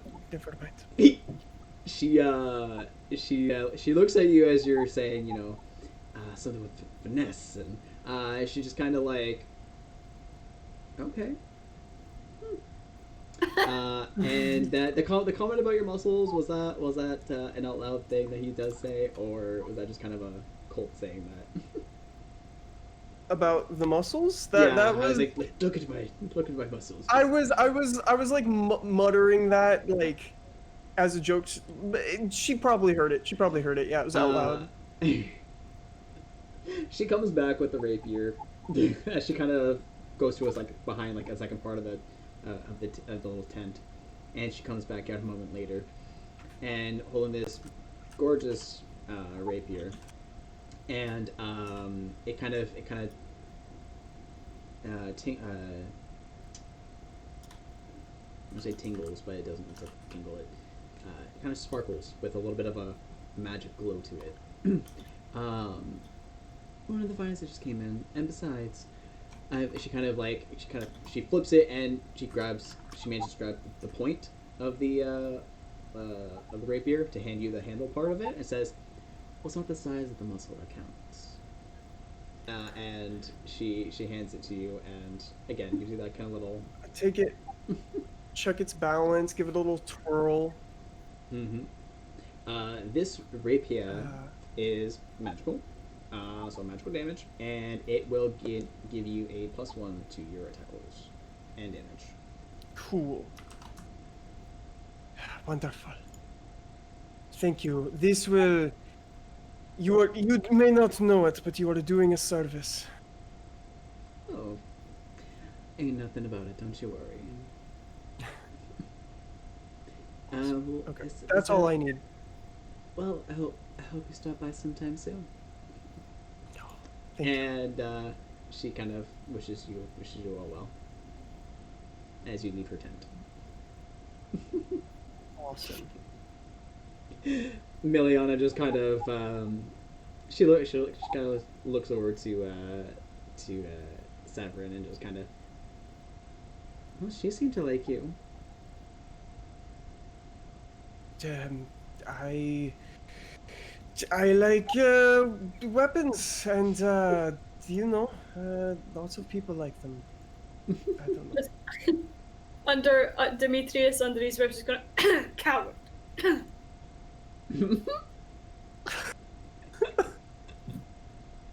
Without even reacting, Severin's just gonna keep walking, not engage with that. Okay, so you guys are heading to the kind of outskirts of the village, yes, of town, toward where that house is. Is that where you're kind of setting up your trap? I think that probably makes the most sense, right? That we like set up a spot to watch over the house, or do we want to investigate the house first? What time of day is it? Midday. The sun is starting to set a little bit. Can we, without looking too inconspicuous, would it be possible to, like, maybe just look like we're, I don't know, literally walking the dog, but as we were looking in the direction of the house, without being obvious, is it possible to look at, like, the structure of it, like, are the windows boarded up, or are there, like, curtains, like, anywhere that we can maybe see if someone's, like, keeping watch, or, you know, if there's anybody sort of keeping an eye on the house from, like, across the street or something, you know, Yeah, like a watchdog, essentially. Of course. So the three of you are going to kind of walk by. Give me a quick perception check for the both of you. Dirty 20. 16. Okay. So, as you guys are kind of like nonchalantly just kind of almost corner of your eye, kind of scoping out this house and kind of keeping an eye out for anybody else kind of lurking about, you don't see anybody kind of lurking, but you do notice that the house is not quite boarded up, but the windows are super dirty. Like, it's almost, it'd be hard to peer through them clearly without getting closer up to them. The kind of front part of the house is a lot of just kind of dead grass, and the house itself doesn't really seem to have much activity to it. There's no lights on, nothing. It's very blank, and a few vines have started to kind of climb their way up the side of the house. Do we see like signs of like, does the door look like it's been used, or is it like a hole in the side, or can we tell where people have been entering and exiting from?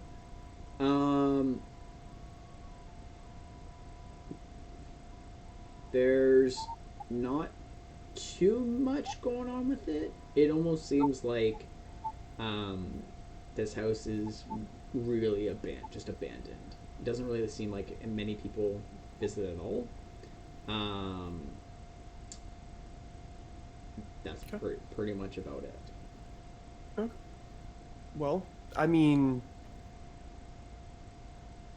Demetrius, do we perhaps take a look around inside first, or do we sit down and keep watch? Well, it's around midday, is it not? Sun is about to set. Sounds about to say. I would, if we know that people are coming and sniffing around this house in the evening and the sun is going down, I think it would be better to keep watch, because perhaps if we are sneaking around inside and someone happens upon us, that could be a difficult situation. I agree. Is there like a spot across the street, or maybe catty corner to it or something, that we can like get a good view of it without, like, I don't know, maybe we make our way to like a rooftop or a balcony or something? There's not really like a balcony or anything kind of nearby, but there is there is a house like just kind of right across the street from it. But Miliana just says, "Well, if we're looking to be around here, then perhaps we could probably just ask the people across the street if we're able to just stay there a little while. I'm sure that they would have no problem with it, especially if I'm the one asking." Yes. Yeah, absolutely. If you would like to lead the way on this, that would be very helpful. I can do that. She she leads you guys across the street, and she kind of gives a nice gentle knock on the door, and a young woman opens up the door. She's a little bit dusty, but it just seems like she's just cleaning, because she has this little kind of apron on as well. She says, "Hello, my lady. What do I owe this pleasure?" And she says, "Well, my friends here, we're actually doing a little bit of research, and we were just curious as to see if we might be able to stay here just a little while for the evening. We promise not to be a burden, and we won't be staying the entire night. Just a short visit, if you will. We're very interested in that house across the street." And then she kind of peers over Miliana's shoulder, seeing the two of you standing there, and then she's, yeah, of course. And then she kind of looks at the house across the street. The young man, Richard. I haven't seen him come along this very often. He was a nice boy, but one day we just kind of stopped seeing him, and I'm not sure why.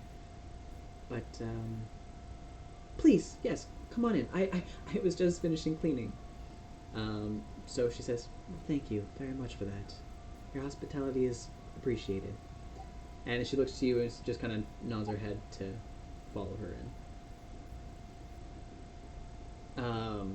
So you enter. I whisper to Demetrius, I'm like, "That went better than expected." Yeah, it went a lot better than expected. I wonder, if this woman lives across the street, do you think she knows or has seen maybe something? I suppose we may ask. Okay. Okay. So you enter her quaint little house. It's very well kept, very clean, and she's just finished. And she says, "Please make yourselves at home. Would you like me to boil some tea for you?" I don't know, Sabrine. Would you like some tea? Savrin has been clutching the empty mug that he took from the tavern, and he's drank all the tea at this point, and so he's just kind of been walking around holding this, and he's like, perhaps I should maybe drink some, I don't know, juice or just water. I can do that for you. Miliana says, just some water for me will be fine. Thank you. I'm okay, thank you very much. So she says, "Oh, right away." She kind of makes herself busy getting just some refreshments for you guys. So if there's anything you would like to ask her, go ahead.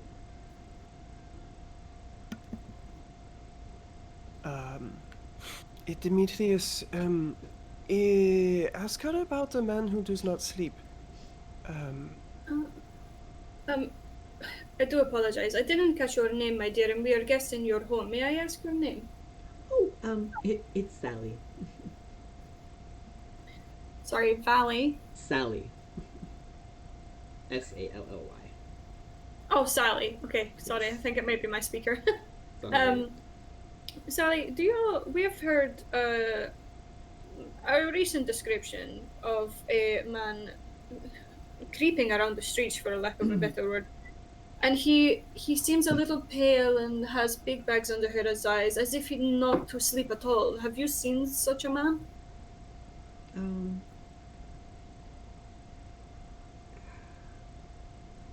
Maybe once or twice on my way to the market.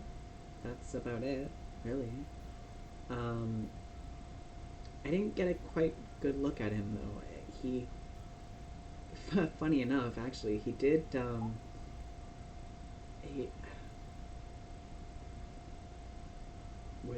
just trying to think. What did I say the kid across the street's name was again? I didn't write it down. Who? The kid across the street. Did I say a name? Richard. Yeah, you Richard, said his name was Richard. Right. He did have striking resemblance to Richard, but I thought that was my mind playing tricks on me. But now that I come to think of it, you know, my husband and I, he's currently out hunting, but him and I had heard some unsettling screams a while ago. This was, before I had before we really stopped seeing Richard across the street. There was a couple nights where he was sounded like he was in agony or something. I don't quite know, but after the this is a strange business that we are doing research on, but I must ask, do you think that if this Richard fell ill, that he may end up looking like this pale man? As she kind of sits down with serving everybody their drinks, she says, "Well, I could possibly see that. It wouldn't be entirely out of possibility." Have you seen anyone else around? Perhaps interacting with that house across the way? I'm very interested in it. Well, a few nights prior to the screaming, I think it was. Pretty sure. Yes, it definitely was. Prior to those night terrors, I did overhear my husband saying something about a small group of people in front of the house, and then they left. Do you, by any chance, have you ever had a pet cat or something of the like? I've always wanted one, but my husband is allergic to them, so unfortunately not. No, but I know of one lady whose cat has recently gone missing. Her name was Darlene. I don't know if you know Oh, this lady, but yes, Darlene. She's actually just a few houses down. But yes, I heard her poor little Whiskers is gone. Or hasn't come home yet. The she kind of leans forward. The poor thing keeps leaving milk out. But honestly, I don't think he's coming back. Do they have like a front window or like somewhere I can sit and watch Yeah. the house across the street? Yep. mm-hmm. The front window kind of has these. It's very thin curtains that are kind of draped over them. Just kind of filter light inside. Yeah. And can I like pull up a chair to sit in front of the front window? Yeah, of course. And maybe just like, I don't know if I can prop the curtains on the windowsill or something, but just make it so that they fall and there's just like a little like slit to look through. Yeah, for sure. Okay. You can do that. Then I'd like to do that and just start keeping watch. Okay. So she says, I remember my husband telling me that on that night with the group, there was one tall character, and the rest of them were slightly shorter, but he couldn't tell any of their faces because they were all cloaked. Mm. But since then, like I said, we were a couple nights of intense screaming, and then that was it. We hadn't seen him since. Do you know of any small people in town? The halflings or the dwarves? Not too many. There's a couple, but I mean, the way my husband described them was they were about human height. They weren't extremely short like dwarves or anything of the sort, but Oh, okay. Mm. Okay.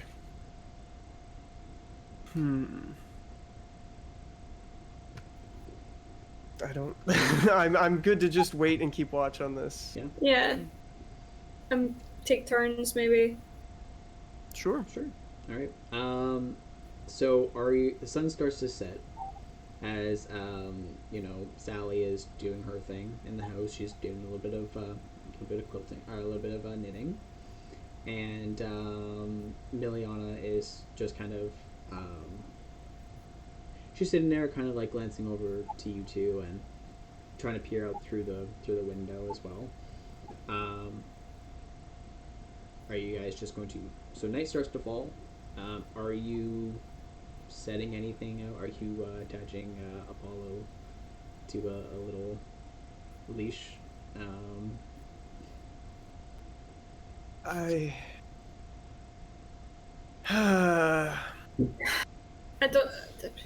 Apollo ran away. I don't know where he's gone. know you are lying, but Don't know what you're talking about. I do not. I do not want to fight about this. If you must, if it is worth potentially delaying the mission, potentially allowing these cultists to do whatever horrible things, then Fine, take the puppy. it's Take- just okay. We will put it somewhere where we Take can him. watch. Take him. Go. I take the dog like someone awkwardly holding a baby, like kind of out,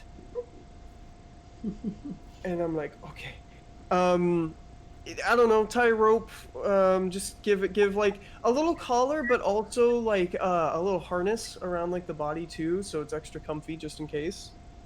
And then like tie like the longer part of the rope to like the center of that harness. And then I'll just casually walk out onto the street, set the dog down, and I don't know if there's like a horse hook or I don't know. What they're She has called. a porch, so you can attach it to one of the one Sure. of the bars. Yeah. Sure. We'll tie it to just the porch. If we do it on the side that has the window, so that we can like look down and watch the pup.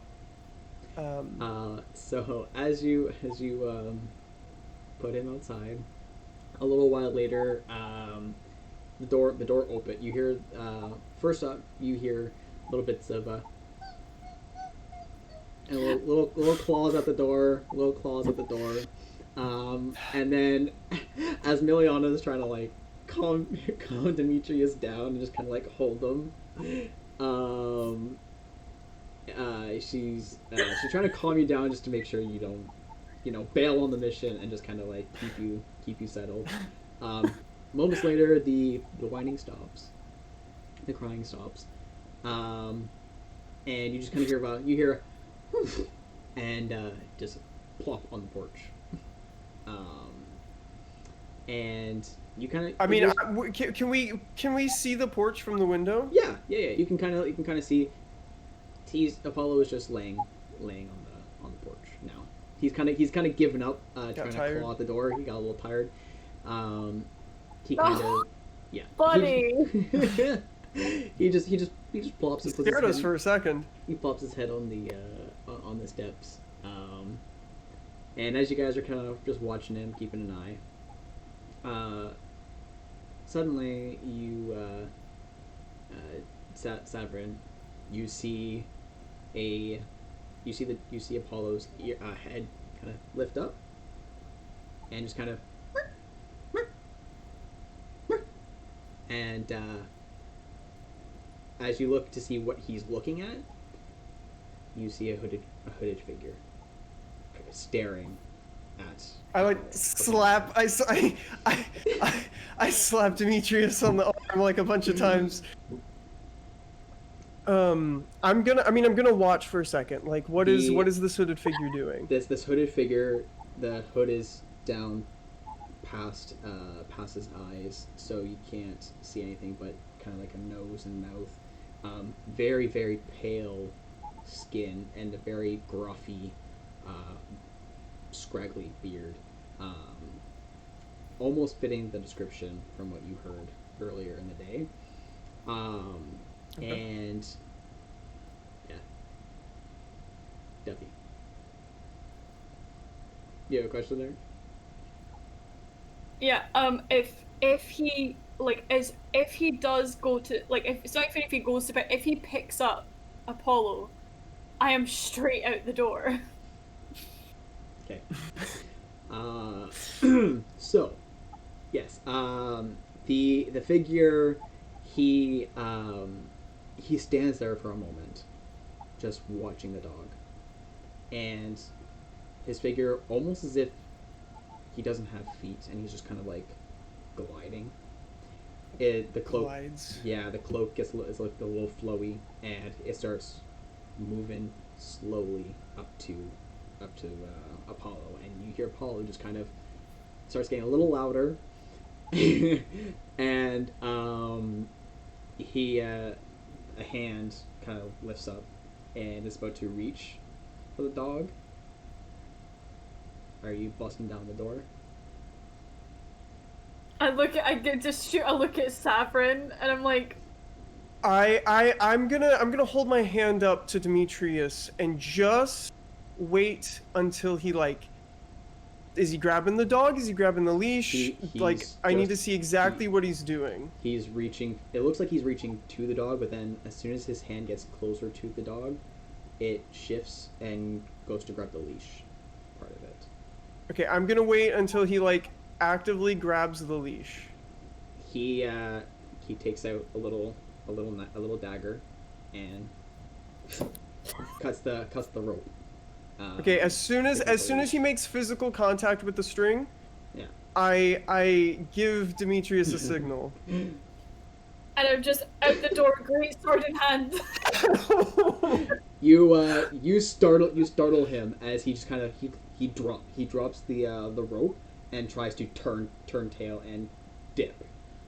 Okay, so he starts and he turns around.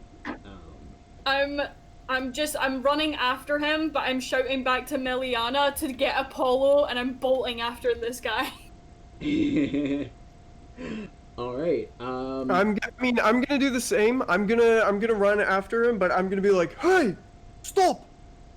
You see the Miliana. Yeah, right. She goes and scoops up the little pup and holds him dear to her chest. Not letting go at all. As I'm running after this guy, I'm like shouting for like guards, like telling the guy to stop running, like it's over, like just get your ass back here. But I'm also shouting for guards to try and draw attention, because in case they can cut him off, maybe. Well, remember we told the guards speak up. not to be on this side of town, Yeah. so there aren't gonna be any guards around. Blocker, right? Yeah. So you're shouting at him, the hooded figure kind of turns his head slightly, so you see just a bit of the nose. So he sees that you're following him, and he darts directly into the forest. The forest. Yes, because it's on the outskirts, right? So the Burzin forest kind of almost surrounds the village. Okay, as he does that, I'm going to just grab my crossbow, and with a normal non-magical bolt, I'm going to kneecap him. So I'm going to use the what's it called? Tripping attack. Hold on, let me find it. Sure. Maneuver, trip attack. All right, so all right, so I just need to hit it. I've got a plus 13 to hit. I'm not gonna do any like extra damage things. I'm just kneecapping him. Sure. Does a 26 hit? Yes, it does. Okay. He needs to make a strength save, DC 19. Okay. Yeah, no. So he fails. He is knocked prone. So as you take out one of your arrows and just snipe him right in the back of the knee, just you hear yeah, and he collapses onto the ground. As you see his hand trying to pull out the arrow. Just, curses. Curses. I'm gonna let Demetrius catch up to him then. I'm gonna just start like walking. I'm gonna slow down Okay. because he's not going anywhere. As he's trying to like crawl with this thing in his leg as he's trying to like yank it out. One hand trying to like pull himself across the ground while he's trying to like yank out the arrow with the other. So you easily catch up to him. So what are you doing? So like as I catch up to him, if he's dragging himself away, I just like inches from where his face is gonna be, just put my great sword into the ground. Not Holy touching him, Avenger. not touching him, no intention of hitting him or touching him with the sword, but just that intimidation of being like, you're in trouble. Oh, by the way, I'm sorry. I should have rolled damage. That's okay. Go ahead. Roll. I didn't. I want to reassert that I didn't. My intention was not to injure him. Yep. Well, your intention wasn't to kill him, but you definitely wanted to injure. I didn't want to maim him, Yeah, But I understand. let me Yeah. just double check the math here. Okay. No worries. In theory, wow. I'm sorry. So technically, if I roll damage normally, I would have done, is that really plus 5? 22 damage. He's fine. Okay. He's good. Okay. So I wouldn't like blow his knee off or something. pretty much like the arrow pierced right through his leg. Yeah. Lovely. Yeah. So he that's why he's having a hard time, because he's trying to yank it out, but the tip of the bolt is catching his leg, so it's hurting even more. He's not the smartest to try and think it the other way, especially with the adrenaline pumping through his body right now. Anyway, so you catch up to him, sword right close to his face, and you can hear his breath. I just like I just want to like kick him like gently onto his back so that he's like face up, and take the like kneel down and throw the hood back. So Emiliana catches up to you guys. You got him. Oh, oh, thank the Lord. Oh, oh. She kind of like, she's a little like phased. She sees like so much blood. She just kind of, oh. Well then, good work. And you kick him over. So he's just kind of, his leg is kind of wonky because the arrow is kind of stopping his leg from being totally flipped over. But you can see you remove his hood, and it is the same guy with the baggy eyes, the pale skin, and he has like a little twinge of like deep purple in his eye. What are you gonna do now? Just kill me already. Get it over with. Oh no. You know, death is too good for you, my friend. You've got some questions to answer first. Savrine, are you here yet? Yeah, I just like casually saunter up, and kneel down and like grab his ankle and put my hand on the arrow that I put into the back of his knee, and I'm just gonna hold there for a second, like threatening to yank it out. Please. Fine. What is it you want? Well, first off, why are you stealing pets? We're not gonna just sacrifice ourselves now, are we? Ah, so you're sacrificing. Yeah. Yes. We are. Who is we? Just me and a few comrades. And the Lord himself. Lord who? Oh, well, why would I go and say that? I twist the bolt in his. Okay, enough. Fuck.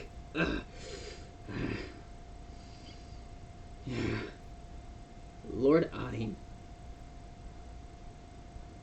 Is his Name ringing? Does that name ring any bells? And I'm looking at the priestess. Ein. You look over when you ask her about that. Her she's a bit of a gasp face, like. But why? Ein was the priest before me. Is he still in town? We thought he left in search of knowledge and just to enjoy a nice old life. Who? I turn back to the guy on the ground. Who are you sacrificing to?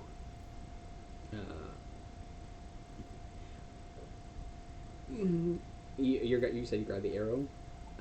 I'm like still holding the arrow. I just twisted it, but I'm still like threatening to yank it out. All right. He says, well, he's like, it's about time this place got what it deserved. All the greed and all the people in power.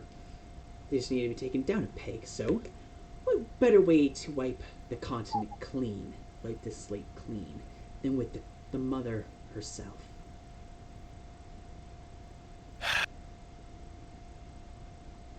Say her name, boy.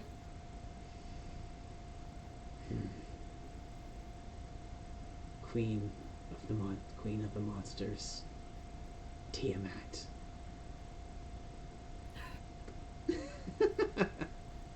It's already too late for you now. At this point, Ein's probably yank the arrow out the wrong way, the hard way too, the back the way it came. Sorry.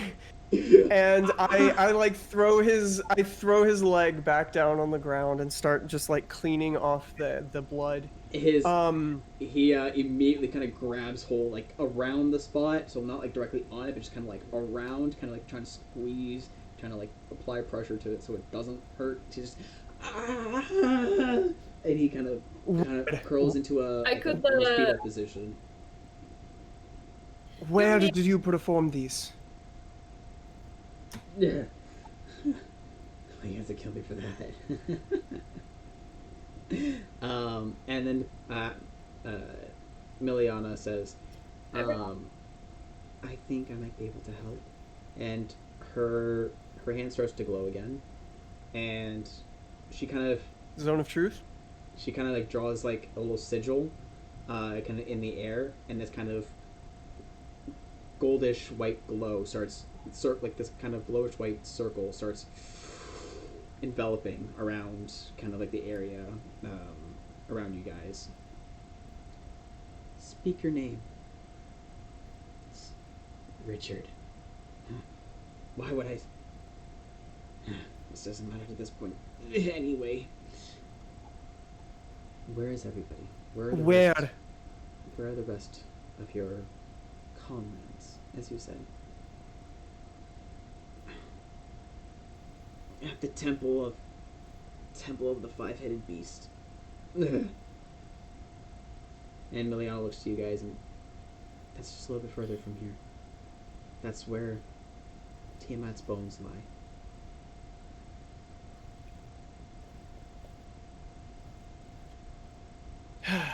Wonderful. Is that where you were running to? Yes. Damn it. What'd you do to me, What? witch? And he says to Miliana, nothing of your concern. Where... how close are you? How are you progressing in your rituals and sacrifices? We're almost done. Tonight should be the final night before our queen's resurrection. I'm glad I asked that question. Me too. You didn't ask that question.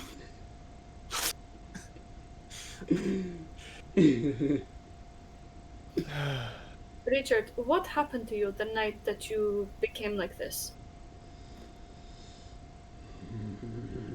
You can see him like trying to hold back this like word vomit of just truth,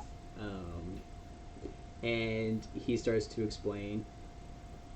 Well, I wasn't doing the best, and Lornine came to me and said that I was having all these financial issues because of the greedy people in power, and said that he could help me get back what was mine, and said that we would... You can see like sweat physically dripping off his pale face as he says I had to go through initiation in order to join him in his cause, and in order to get back what was mine. While he's talking, I'm gonna pat him down and take that dagger from him. Okay. So you now have a dagger.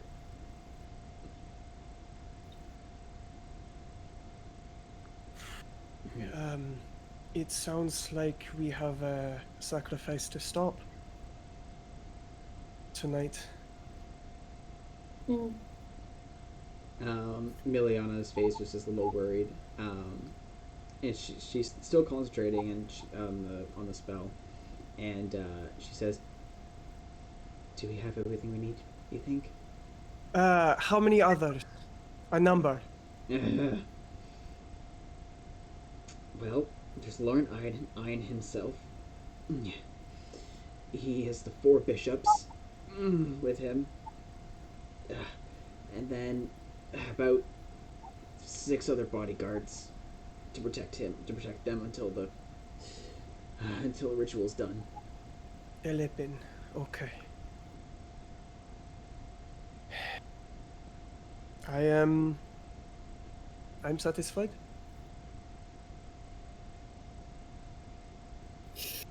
Demetrius, last questions?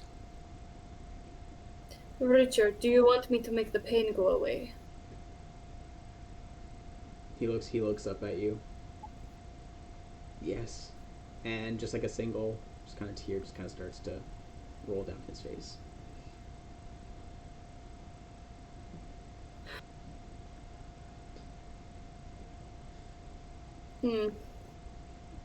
His breathing is quite heavy. You can tell he's just physically and at this point mentally just drained. I dealt 22 points. If you're thinking of healing him, that's a quarter of your lay on hands, right? I wasn't thinking of healing him. Fair enough. I'm not gonna stop you.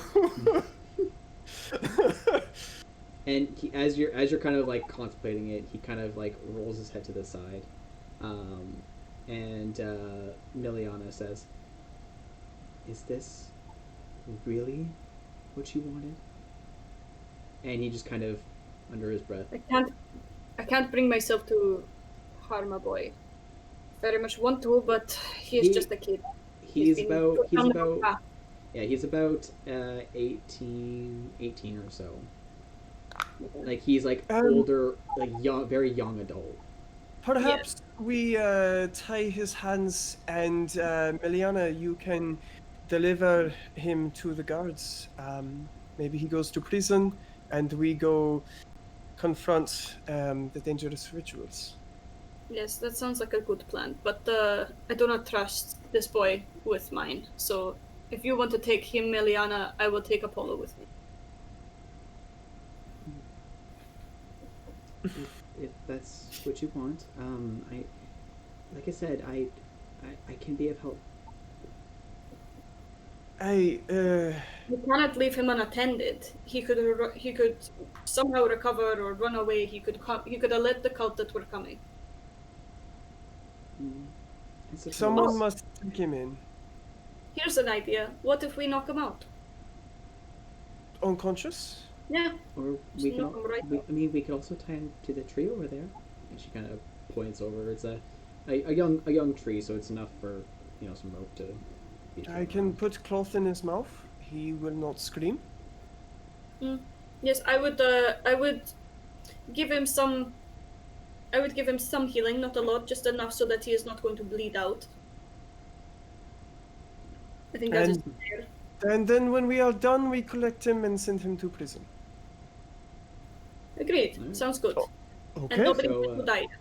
So you guys tie this man up to the tree. Miliana will heal him a little bit. She'll kind of she lets her zone of truth circle just kind of disappear. And as you tie him up, she just kind of says like a little prayer, and puts her fingers kind of on the tip of his forehead, and his wound starts to close. Not entirely, but enough so that it's just kind of like a little bird, like a little cut.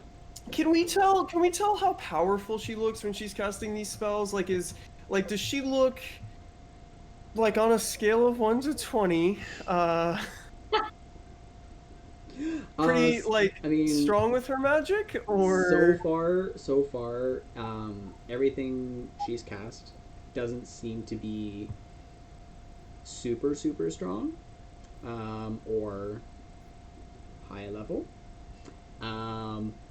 Although she seems very comfortable with how she's using and very competent of how she's using the spells. Because you haven't seen her use much to anything. This is the first you're seeing of her magical abilities. Right.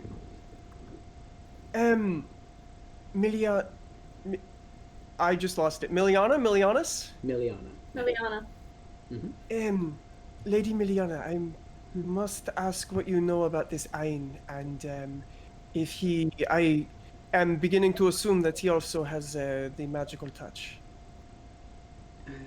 Yeah, he does as well.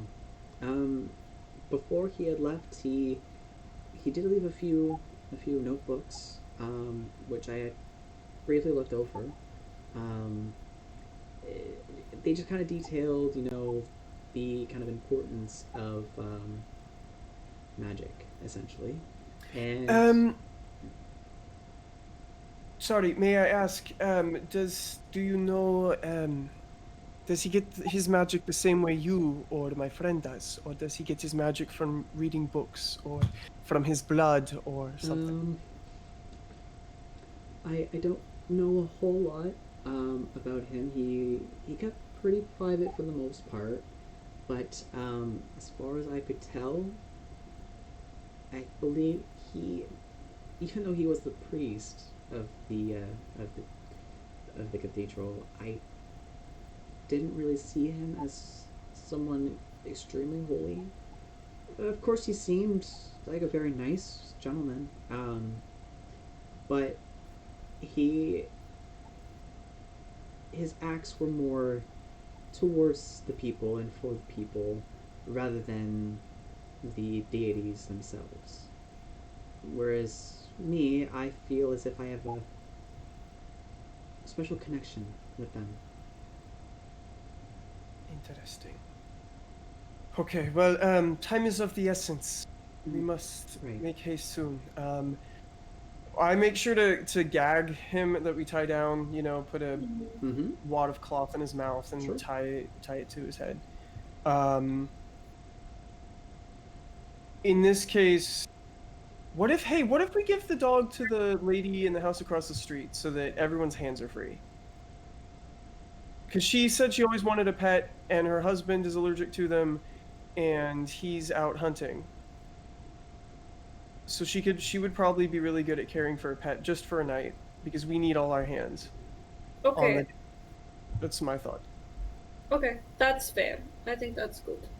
Okay. So I mean, theoretically, then we could also take him. We could take Richard back to town with us instead of just leaving him there. I mean, how far did we run? I feel like we didn't run that far. You didn't run too far. Like a couple blocks, or like a couple, Yeah, like a half a mile. blocks. Couple blocks, Okay. like a block or two. Yeah. Okay. Well, yeah. Let's. I mean, this guy's like a dangerous criminal. I say we leave the guy like tied up for now. Sure. And then maybe tell a guard about it or something. Sure.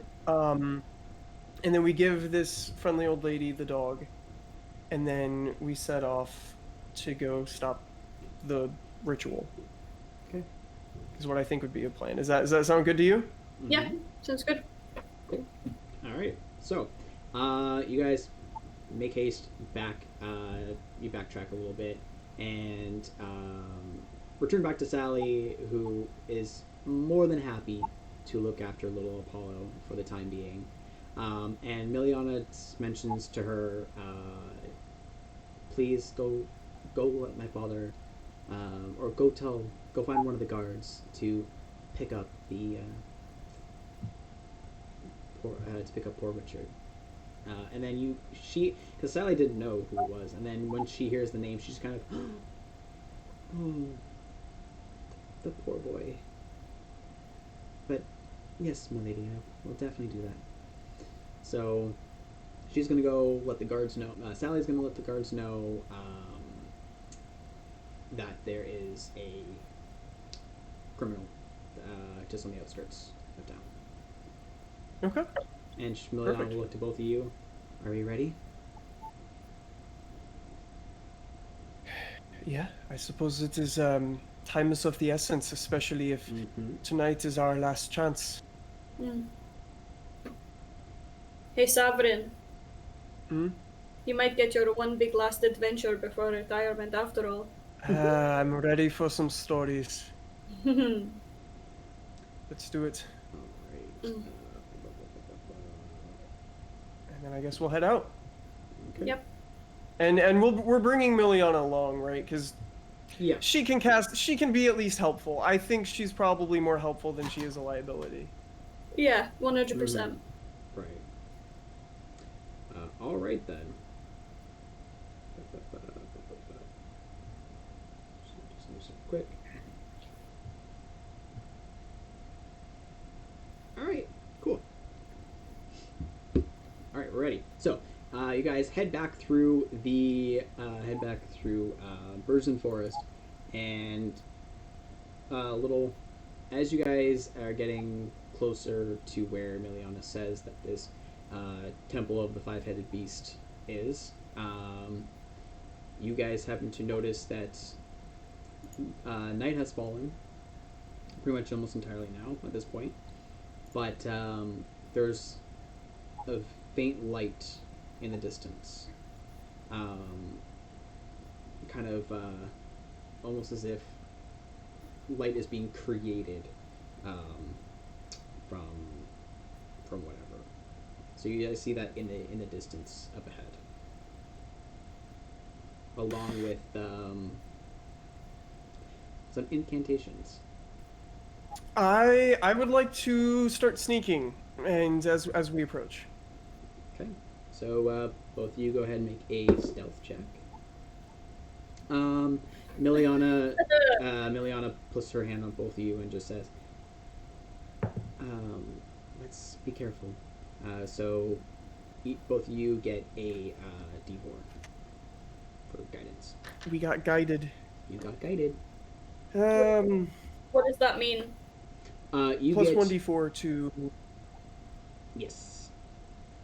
To ability checks or To- rolls. Yeah.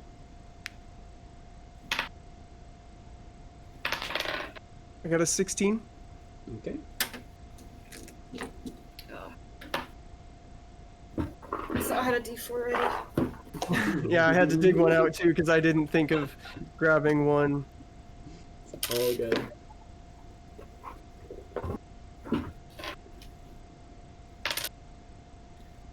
I got a 7 total. Because I have to roll at disadvantage with stealth checks. Well, that is fine, because both Saverin and Miliana did A-okay. So the three of you, with a little extra care for Demetrius, the three of you managed to kind of sneak closer and closer, being fairly quiet. So you guys get close enough, and you see a circle, a tall, hooded figure, kind of at the tip, kind of facing your direction, with four other slightly shorter individuals, kind of around him, all their hands glowing in this kind of like red aura, and you just see five of them, and there's like this. There's slightly the ground is kind of lit up, as if Are there any like physical elements like candles or ground runes or stones or totems or sacrifices or anything going on inside the circle? Inside the circle, yes, there are candles, and you just see a few jars, but the jars are filled with a deep, thick, red liquid.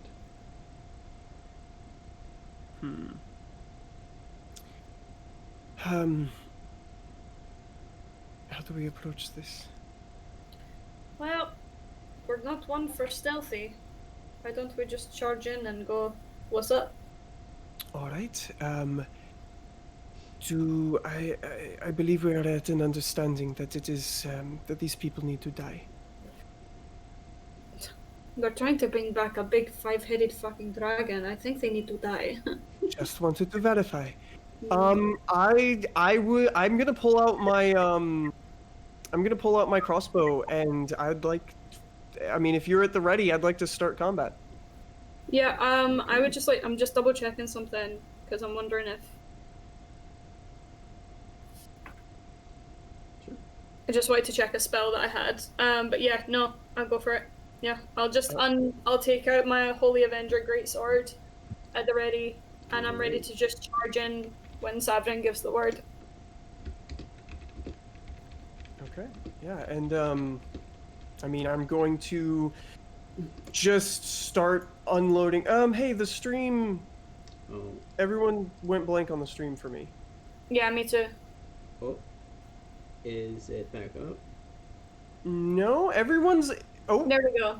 there we go. Okay, Like that I was said, weird. because I was changing music, I think, and I think that was affecting it. Oh, It's very very tricky. It's because yeah. I have the little pop up thing and That's okay. OBS there, but it is all good now. I think. Yeah, Okay, it's back up. Cool, cool. I figured that was but gonna yeah, happen. I was hoping and praying I could do it fast enough so it wouldn't trigger. it's all good. Ah. All right. But yeah, I'm just gonna. I think I'm gonna initiate. I'm going to just start. Like, I'm gonna take a round and just start shooting at Sure. the tall main guy. Okay. I have to assume that. I don't know if you want me to roll initiative first. If we're gonna do like a surprise You get a surprise round. round. Yep. Okay. Is there music playing? I mean, I can't listen to stream because I'm That's listening okay. to you guys directly. That's fine. I can't hear it personally, but it's no bother to Uh, me. But I just yeah, figured I for don't think I can atmosphere. hear it from the Discord right now either. But I can't hear it from it either. Mm. can we maybe take a quick break? Yeah. Well, let's. We're about to enter combat. Let's take a quick little 15 minute break or so. Um, so for Sure. everyone watching, go grab your waters. Go grab a snack. Shit is about to go down. So come back for that. We will be momentarily right back. Thank you.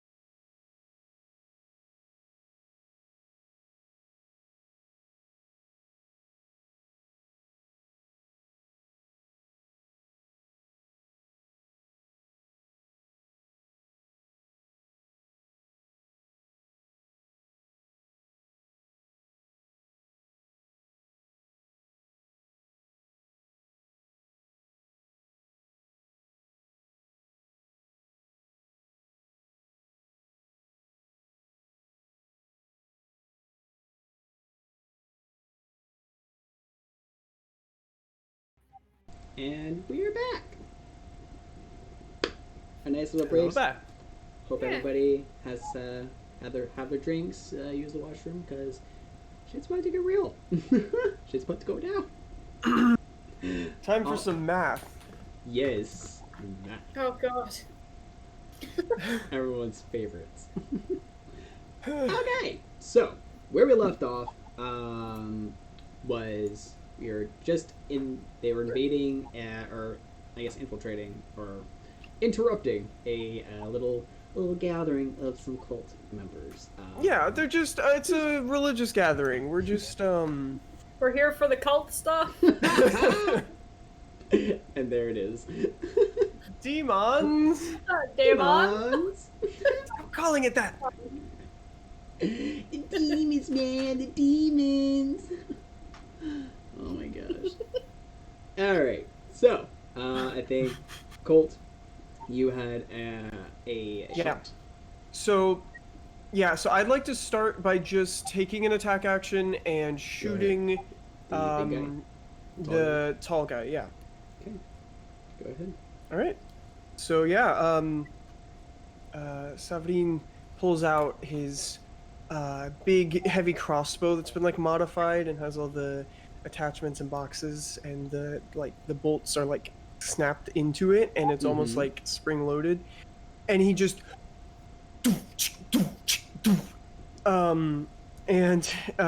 the first shot is, I genuinely hope that hits. That is a 33 to hit. Yeah, that's gonna hit. Alright. Whoop! I dropped that off the table. There we go. First attack. Not great.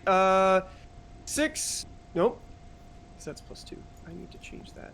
That'll be +7. Sorry, I can't do math. That okay. is 8 magical piercing damage. Sure.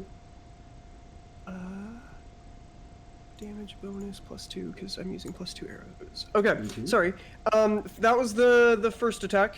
I have multi-attack and crossbow expert, which means I ignore loading, which means I can multi-attack with my crossbow. Yup. The next one is one lower, 32. That will hit. Okay.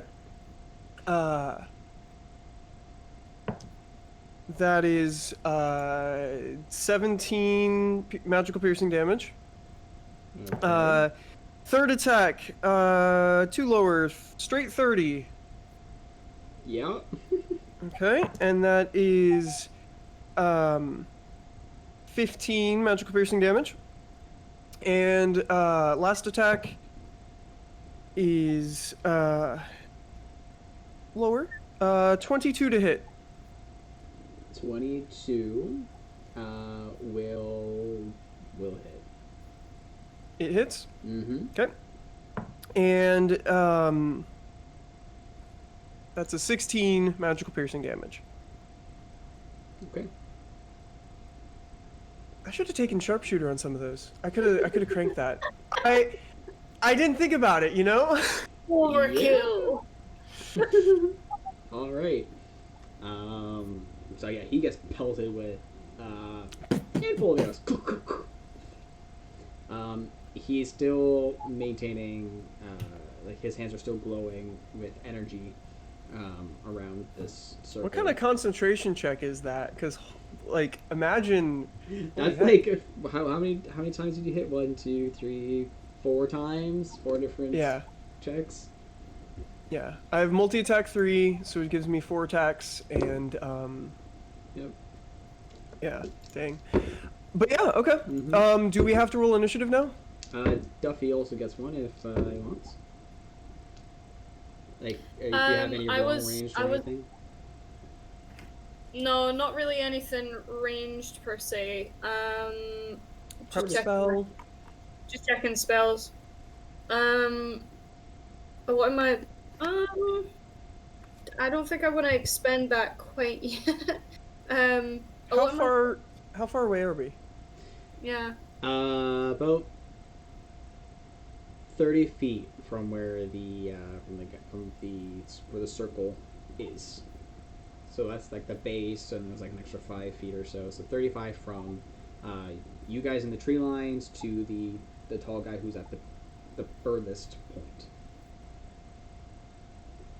Okay. Okay, good to know. I will.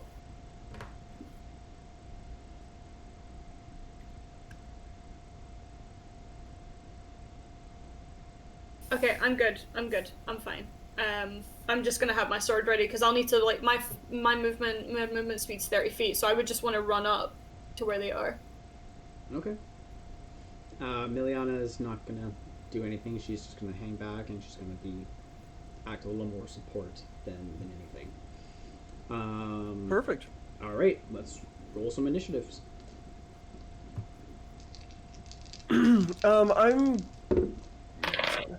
I'm just gonna roll regular initiative.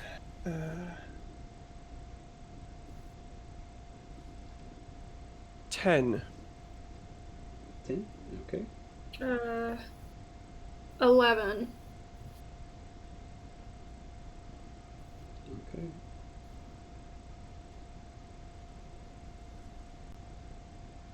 All right.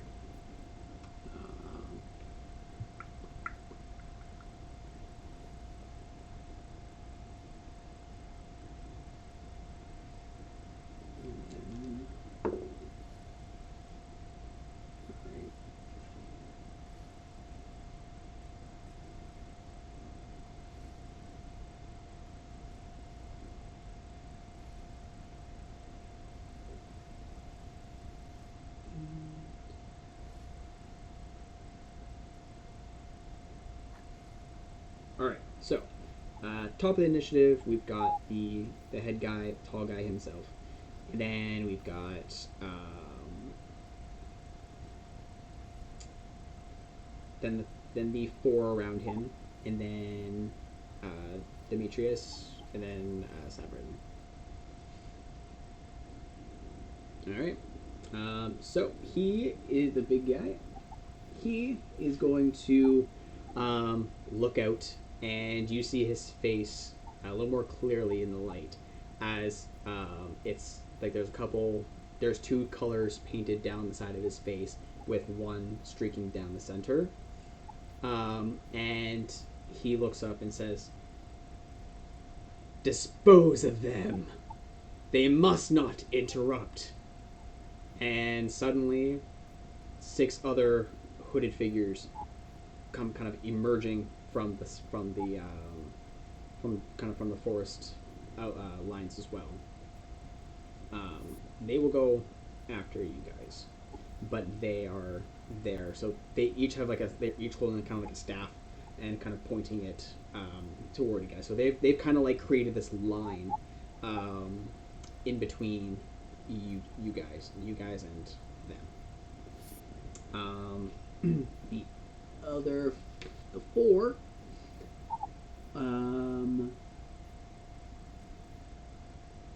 What is that one doing? Let me just look this up.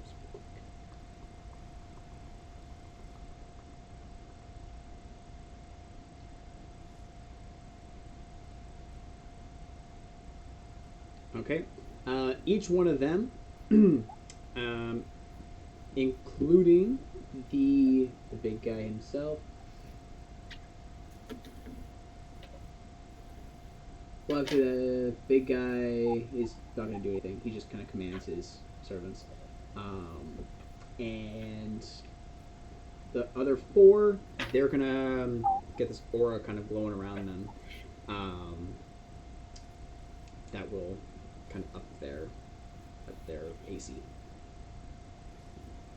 just a little bit. All right, it is now Demetrius. Your turn. Okay. Can I? Now that I can see them guys coming out of the shadows now, right? Yes. Okay. Can I run up 20 foot? Mm-hmm. And then, because the spell I want to cast is in a 10-foot radius, so I don't want to run the full 30 foot and catch myself in it. So if I run 20 foot and then cast it on the area, I should be out of the spell, right? Yeah, I mean the the kind of wall of people that has kind of created and blocked them from you. They're about 15 feet, so they're kind of there. They made like a halfway point, so you can get like 15 feet and should be able to still get them. Okay, that's fine. If I can like run up to them and cast at 5th level, can I please cast Flame Strike? You can try, yeah. As one of the hooded figures raises his staff and it starts glowing, as he says, "Not yet," and goes for counterspell. So that's fifth. That's 5th level, and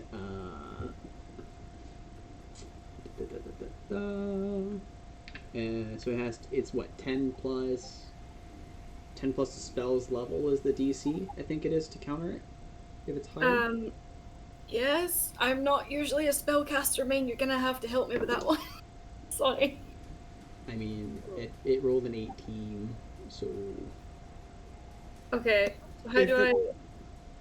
Yes. By the way, yes, the DC is 10 plus the spell's level if the spell is of 4th level or higher. Mm-hmm. If that succeeds, the creature's spell fails and has no effect. Mm-hmm. So, the one guy successfully counters your flame strike. Damn. Okay. In that case, then, I think I have a second attack. Mm-hmm. So I would just kind of shrug off and go, oh well, and just kind of try and cut one of the guys down in front of me. Sure. I think that's how that works, right? If you have a extra attack. I mean, however you want to do it. Because it's in the bottom of my things. It's in under other extra attack. You can attack twice instead of once whenever you take the attack action on your turn. Right, but normally, and of course DM can do this. However, normally the spell took your whole action and you didn't take the attack action. Normally. Okay. That's totally fine. Like, this is a first for me. So if that's the rule of how it is, that I'm totally fine with that. Yeah. Yeah. Generally, I thought that's how it was. I also need kind of a refresher on that, but. No, that's cool. Because I think my mind went to Eldritch Knights and their whole thing. Yeah, like actual smites. Because Flame Strike is an actual. It's kind of like the fire version of Moonbeam. So it's like a spell. But yeah, smites are usually bonus actions, and you can still attack. Normally, but yeah, no, not. I don't think Flame Strike is that one. Okay, right. No worries. So, so that is your turn then. Miliana is. Let me just see what she want to do. What's your do you have a channel divinity, Duffy? That like, don't devotion paladins get like a fear channel or something like that where it scares everyone in the 30-foot radius away from you or something? I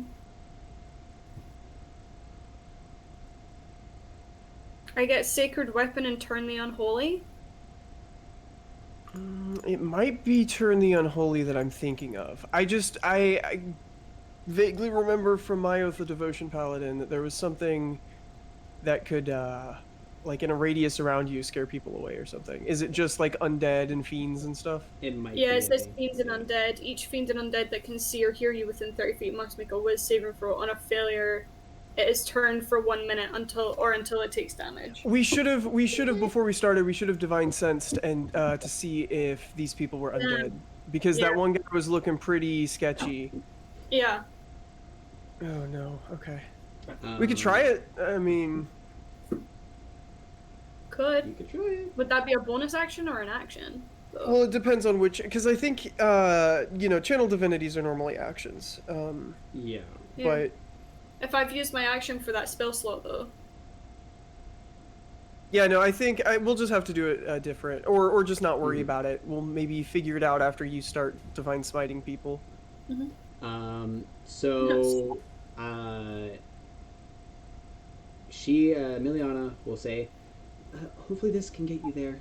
And she kind of put her hands together, and both herself and Demetrius, you start glowing, and like this kind of white outline, and the mages kind of start like looking around, or the hood figures start like looking around and be like, where do they go? So she casts Sanctuary on you. So they have to make, in order for them to even try to attack you or anything like that, they have to make a Wisdom save. So you basically are invisible. You're basically invisible to them, essentially. Nice. Mm-hmm. So she says, hopefully that'll work for you. Thank you. Appreciate it. Okay, so that's gonna be her turn. And then the mages. One of them is going to try and make that save, and they fail. And another one is going to try fire bolting Severin.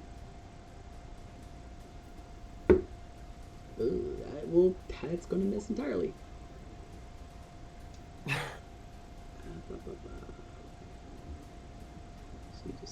Severin just like does that thing where you just move your head over to dodge the thing flying past. Yeah.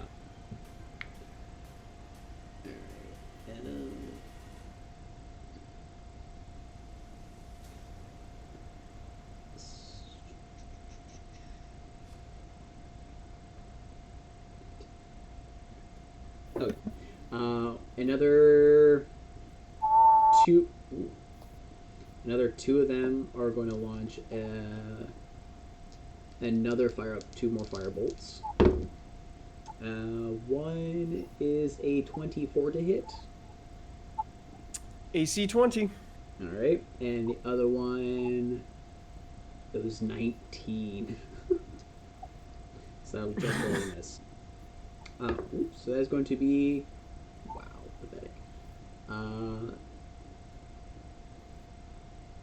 Okay, it's gonna be one whole fire damage. As it just kind of like it just kind of singes you just a little bit, yeah.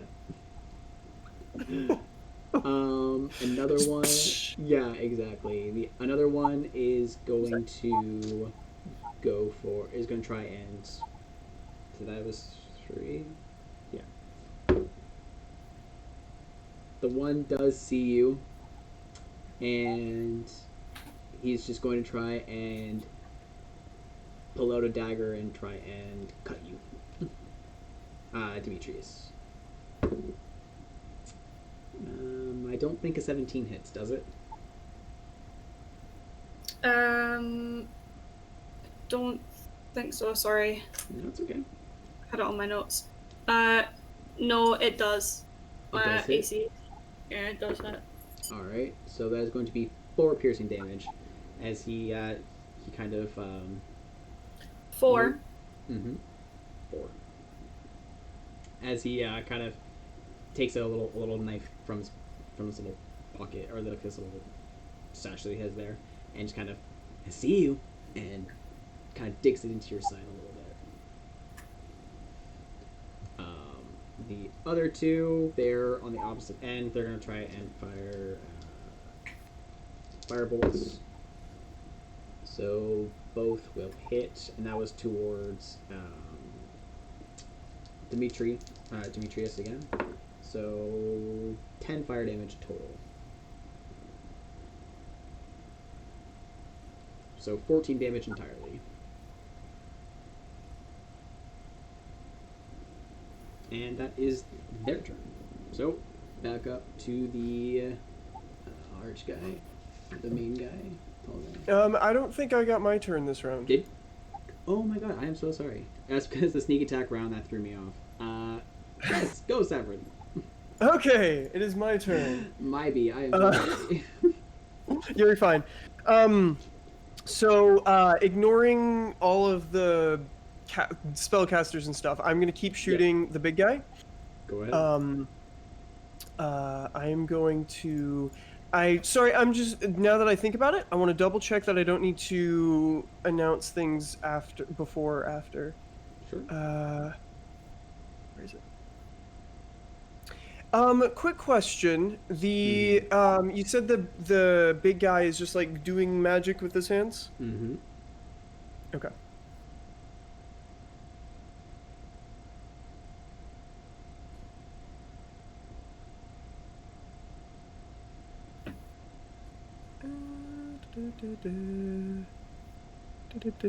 Does it look like he's now, is he like across the circle from me? Yeah. Okay. I'm going to shoot a +2 crossbow bolt at him. All right. Gosh, that was almost a natural 20. 23 to hit. That will hit. Okay. I am going to use pushing attack. He needs to make a DC 19 strength save. Okay. Nice and 3. Oh, buddy. So that's 15 magical piercing damage, and he is pushed 15 feet away from me, as well as away from the circle. Okay. That was my first attack. Second attack. That one's dirty 20. Nice. Does that hit? Will also hit. Okay. I just want to point out that I have a plus 15 to hit normally, so I need to start using sharpshooter because I think I'm safe.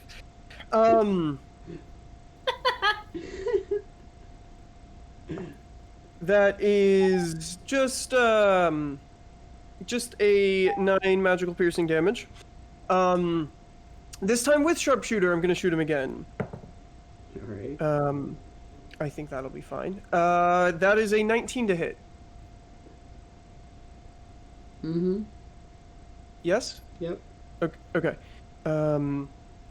I am going to now. He's 15 feet further from the ring than he was, the magic ring earlier than he was, right? Yeah. Okay.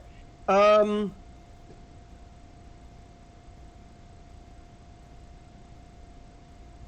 I just want to double check.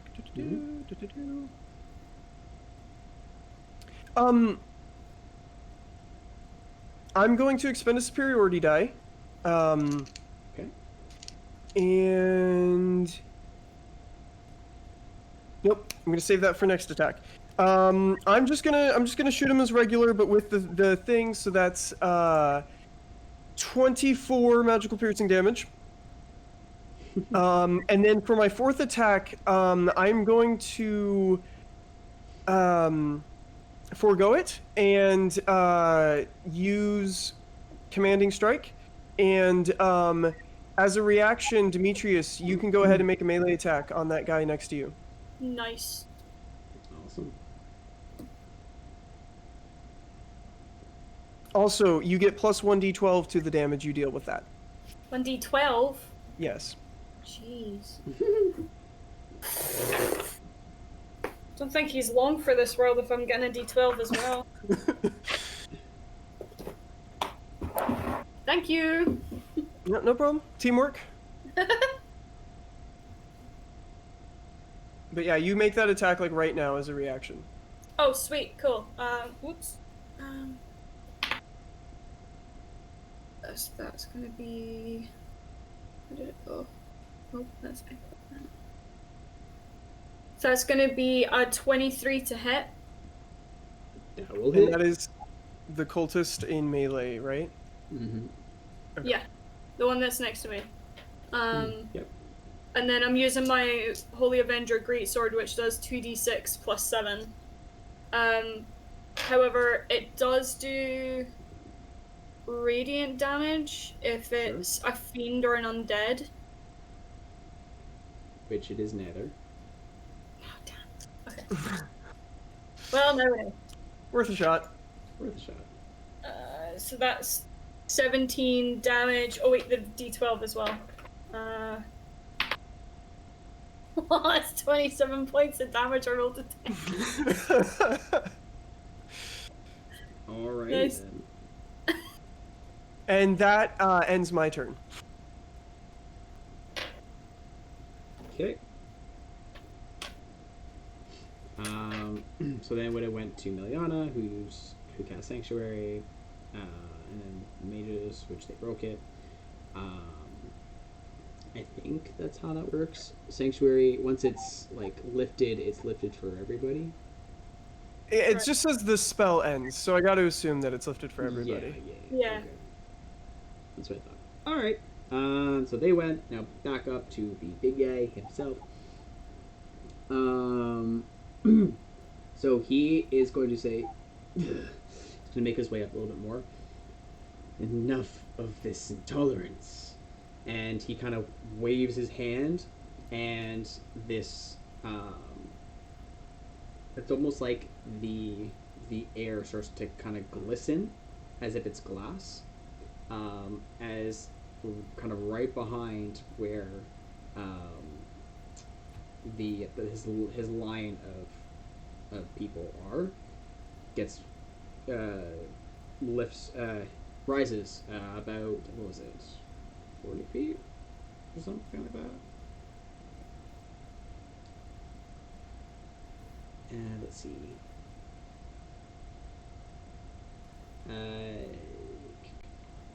Actually, you know what? It's going to gloss around him and his members in a 10 feet dome.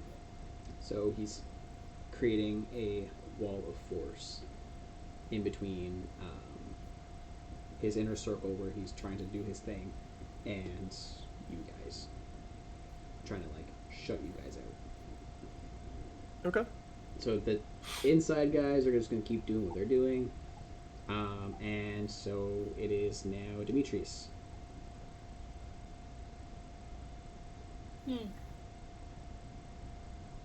Would I know where this wall of force is being put up? You saw him kind of do this, kind of around. It's almost as if he was like creating it with his hand right then and there. So you can kind of see it. It's almost like looking through glass. You see kind of this dome kind of appear. And is it the main dude plus the other? So there's like five. I assume the bishops that are with him. Yeah, they're kind of. There's 5 people kind of like inside this dome. Okay. The other bodyguards, are they still kicking about? They're still right in front of you. Yeah, they're outside of it. Okay, cool. I'll just go for the next one that's closest to me then. Sure. The one that got hit, or just a new one? Oh, is the one who got hit still alive? Mm-hmm. Oh, sorry. I think it cut out. Sorry. Yes, he's still alive. Okay, no, I'll kill him. He's bleeding. You mean he's he's breathing? bleeding. How dare? Oh yeah, you felt all that squish of flesh. All that squish, yeah. Just. So that's. Brain no think. 24 to hit. 24 will hit, yes. Hmm. Mm-hmm. Yep. And that is for. That's 11 damage. It's just barely kicking. You just die already, God. Yeah. Do you have an extra attack though? Oh yeah, so I do. Sorry, I'm so used to because I don't play at high levels. I'm so used to just getting one attack. Yeah, you get 3. You get 3 attacks per turn, I think. I don't think I only get 2.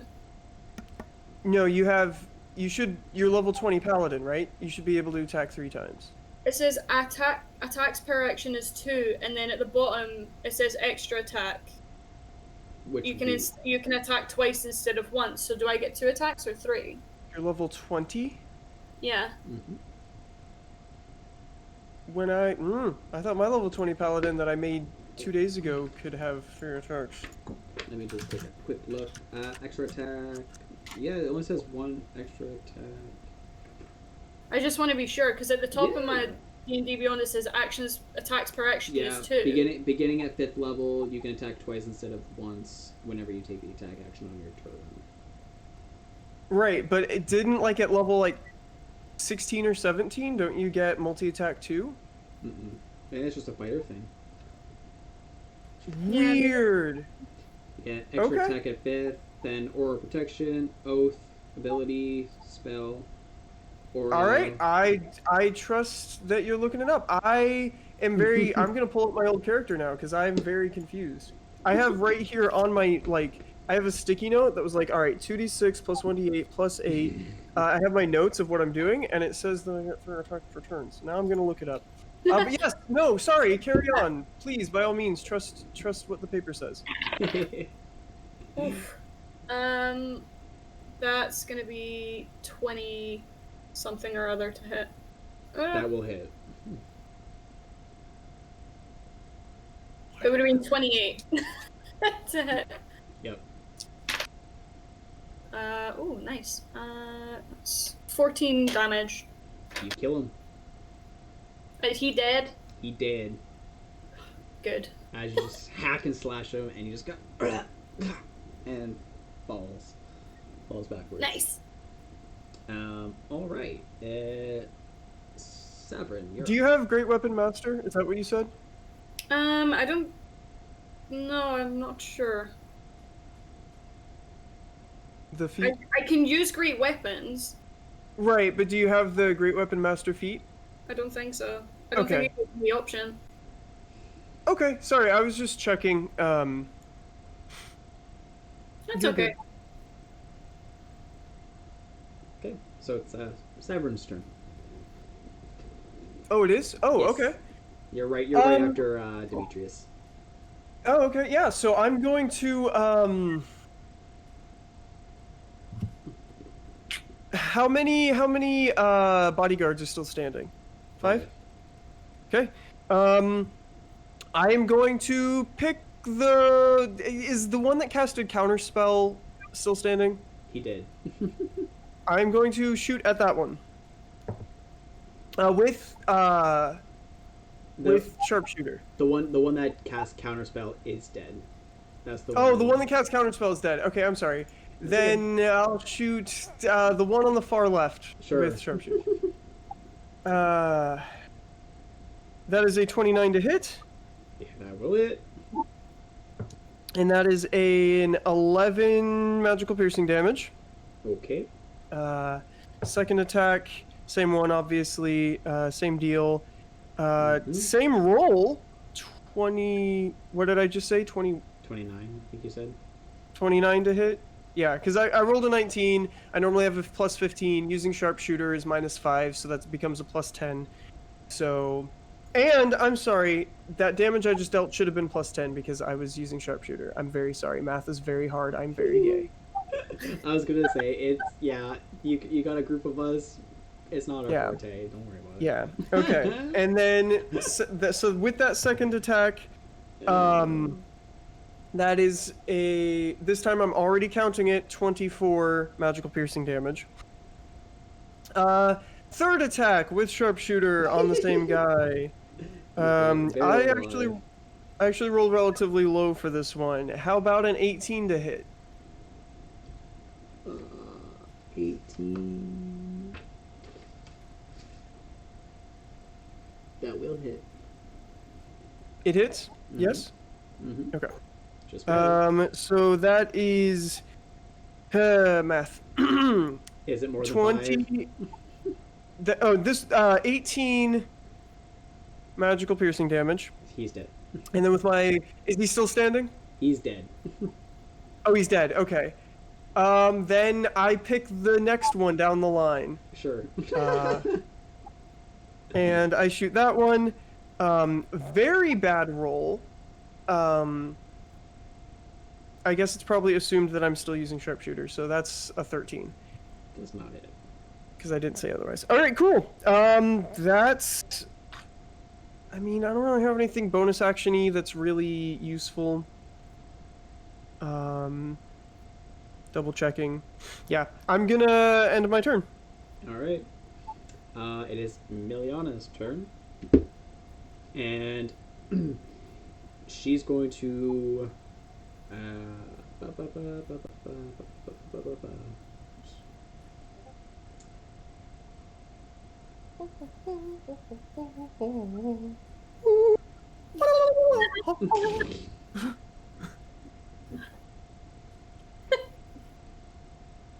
Let's see, what do you want to do? She's going to.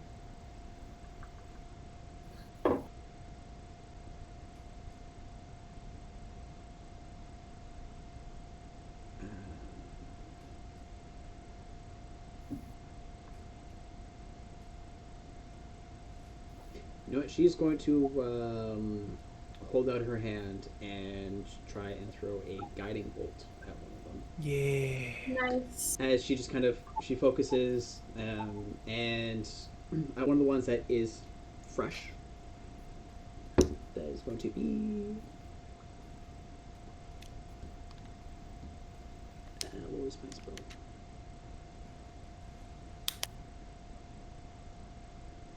Nice. So yeah, that will definitely hit.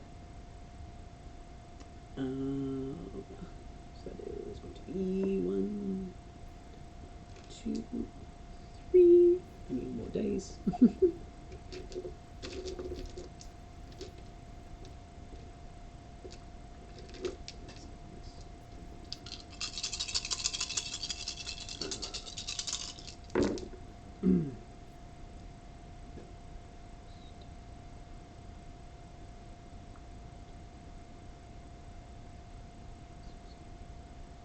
It is 18 radiant damage on one of them Nice. as it scorches him.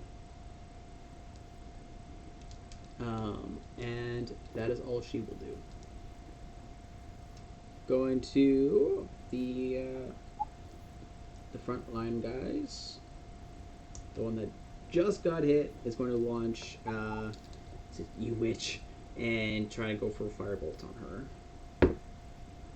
That will hit. So that's going to be. They are not rolling well with these firebolt damage rolls. That's a 1, so she takes 1 damage. And the others, 2 of them are going to fire firebolts at Sabrin.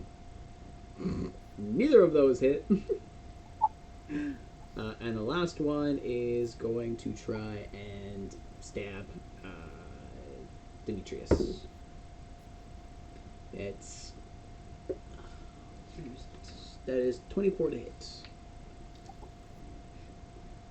24 to hit, so that is 6 piercing damage on Demetrius. 6 piercing damage. Yes.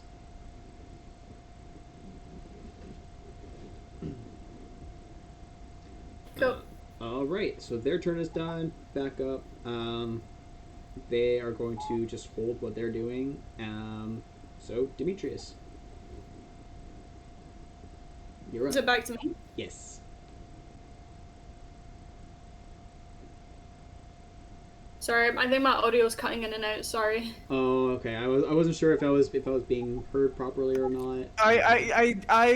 You've been cutting out for me too a little bit. I think it's just like your Discord sensitivity or something. Because I think you sound okay on stream. Okay. But yeah, you cut out a little sometimes. Oh no. All right. But yes, it is Demetrius's turn. Awesome. So I just go for like the nearest dude. Sure. That's closest. If there's not anybody near me, I'll like go up to one with my walking speed. Yep. Sure. Go. That's that's gonna be an 18 to hit. That will hit. Yep. Skating by on that one. That's gonna be 11 damage. All right. Yes, 11 damage. And then second attack, I'll just hit the same person again. Sure. Go ahead. 17 to hit. Wait, is that 17? No, it's 18. Sorry, math. Nah. So, exactly. 18. It's okay. We understand. You're good. Yeah, 18 will also hit. Yes. That's 10 to hit. 10 to damage. Damn it, sorry. It's okay. Alright. These guys are looking a little worse for wear. Savrin, go ahead. All right, so first thing I'm going to do is I'm going to step in front, directly in front of Miliana. Like, I'm going to stand as cover in front of her. Sure. And then the one that that Demetrius is currently dueling with, I am going to shoot. Alright.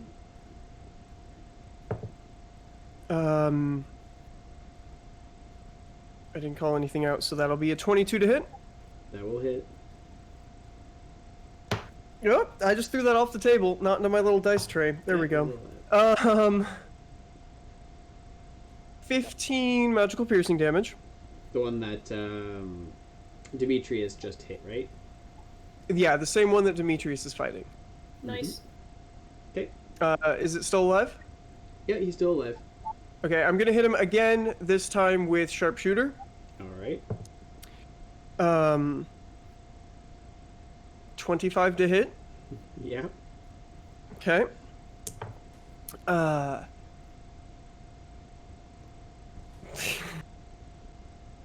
Just double checking my math here.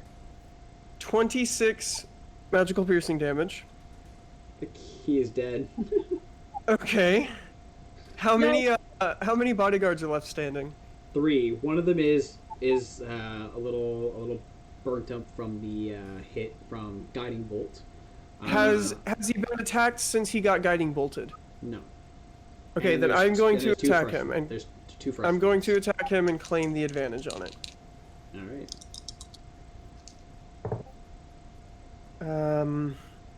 So that's a 24 to hit, Yeah. and 8 plus 7, 15 plus 10, 25 magical piercing damage to him. All right. And I've lost count. That's my third attack, right? Yes. Think so. Yes. That was your Okay. turn. Is he still standing? Just barely. Yes. I'm going to try and finish him off All right. with sharpshooter. That is a 26 to hit. Yep. I'm just gonna go ahead and roll damage. 22 magical piercing damage. He did. Yoink. That'll end my turn. Okay. It's Miliana's turn. She's going to unleash another guiding bolt. And that'll be on one of the fresh ones. That will hit. So nice, and 12 radiant damage on him. All right. Again, we're just gonna skip over the first 5 people because they're still doing their thing. They're in a bubble And- doing their thing. Exactly. And so Demetrius, you're up.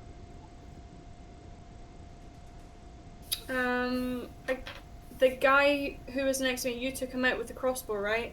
Mm-hmm. Yeah. Okay. The one who had a guiding bolt on him, is he near me, or do I need to move up to him? It's like you have to move like 5 feet. It's nothing. Yeah, that's cool. I'll just move up to him so I'm within like melee range Yeah. and just like attack him. If he's Go for just do I get advantage on that or Mm-hmm. Yep. I Yeah, almost the forgot- first attack after someone gets guiding bolted has advantage. I almost forgot that's a secondary effect of guiding bolt. it'll be 27 to hit after advantage.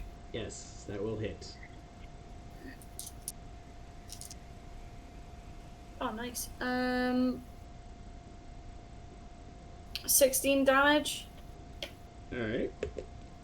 And then second attack's without advantage, isn't it? Correct.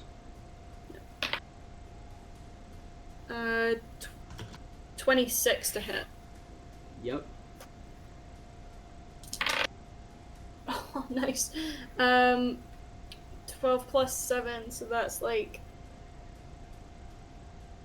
12 plus 7 is 19? 19. Yes. 19? 19 will hit. Yep.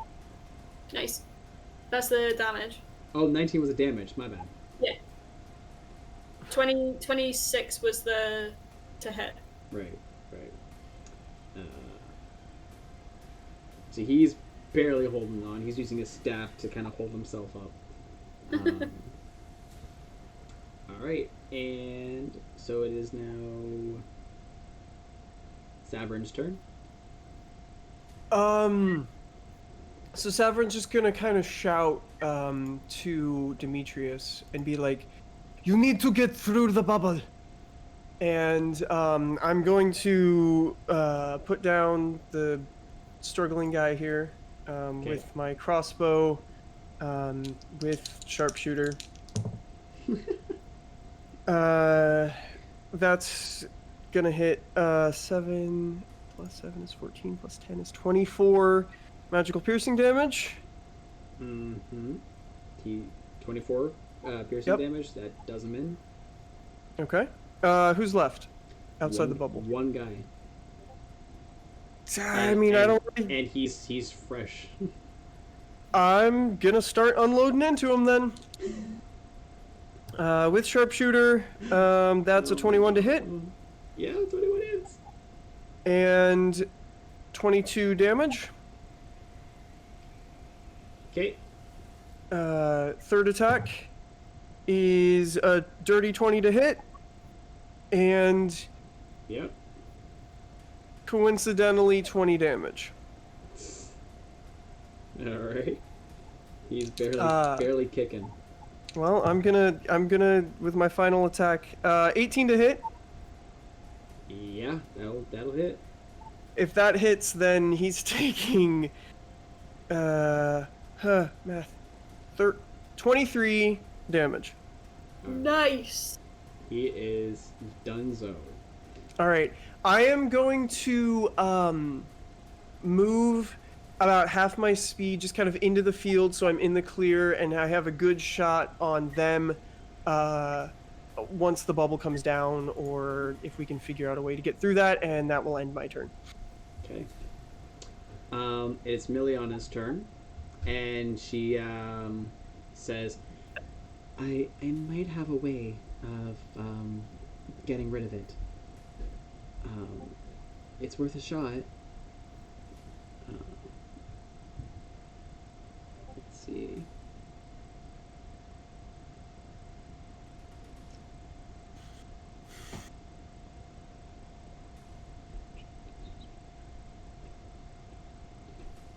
Alright. So she's going to move up the 15, and her hands are going to start to glow again. And then she kind of murmurs something to herself, and then says, "Please, lend me your power." And she places a hand on this kind of wall, and it's going to start glowing. She's going to try and dispel it. So I have to do, because it's obviously higher than 3rd level. I think Wall of Force is 5th level. It is 5th level, so it basically I have to roll 12.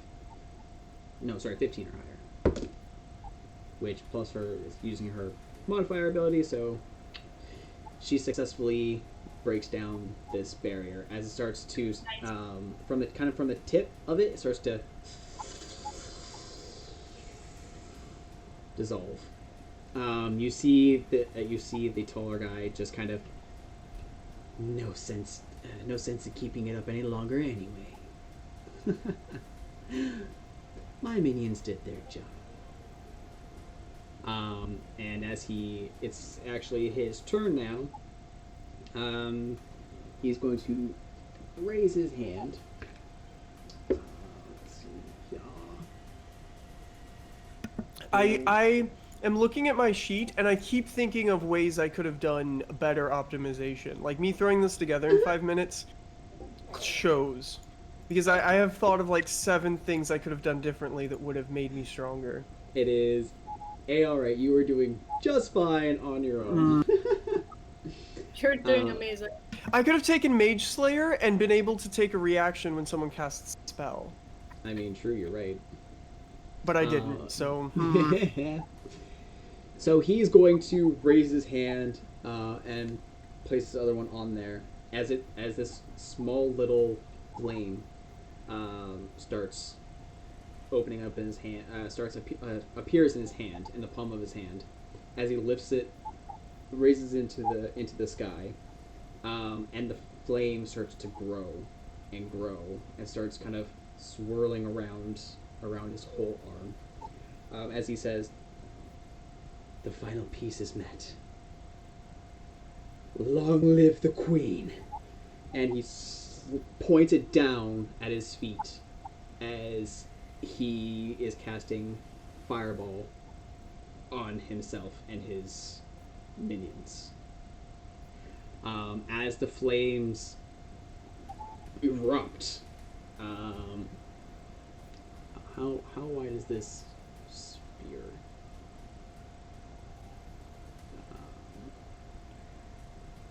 It is a 20-foot radius. So that means that the 3 of you would also have to make me a dexterity saving throw, please. Make sure that when you're making the saving throw for Miliana, that she has advantage because she is inside the holy aura of Demetrius. Correct. Advantage, right? Yes. Yeah. Got it. Oh, and your charisma modifier, right? From defensive aura or protective aura, whatever it's called. Sorry. I have my is this the divinity auras? No, this is your like regular aura. Like it's one of the level features. It's not part of your channel divinity or anything. Mm-hmm. Yeah, I think so because it says +4 on saves, so that is my charisma modifier. Yeah, so okay, awesome. You got a better charisma than I did. So yeah, it's +4 and advantage for everyone around you. And then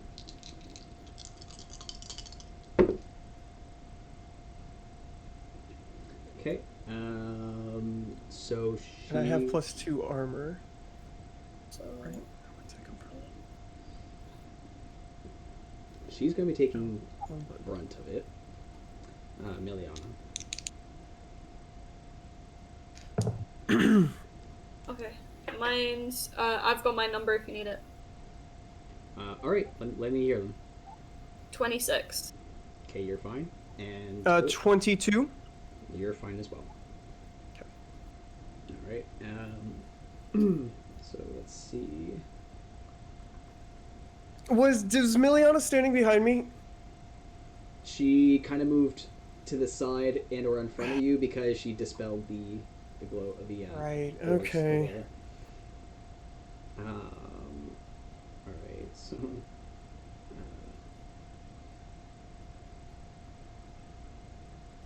Okay.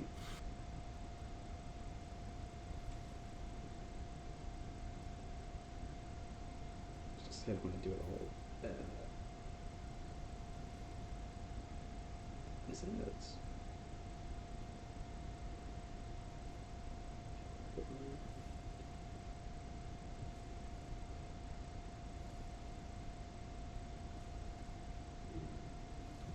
Yeah, so that's right.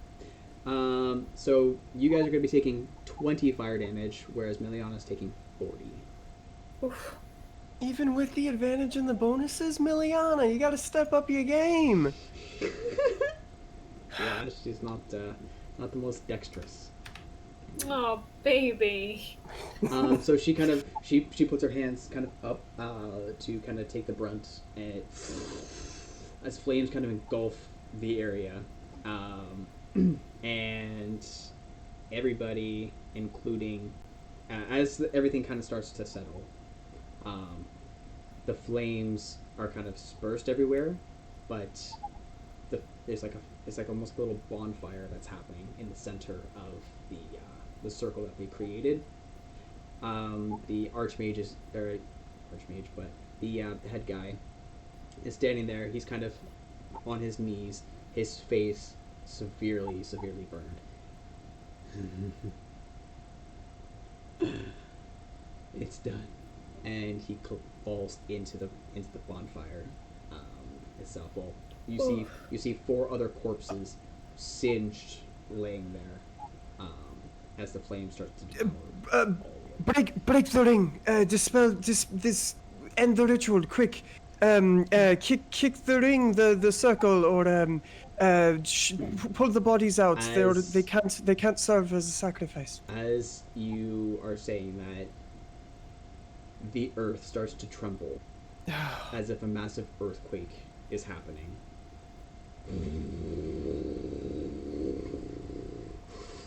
We need to get out of here.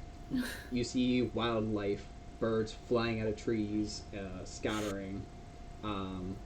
This dark, thunderous cloud starts to roll in, covering the once clear night sky, and erupting from the temple, from the small temple, emerge not 1, not 2, not 3, not 4, but 5 different colored heads as they erupt from the temple. Each head a different color. Its whole body starts to crawl out of it, and you kind of hear ringing in your heads. I'm alive! And you see these large wings unfurl, and lightning crack across the sky, and thunder rolling. And that's where we'll end the session.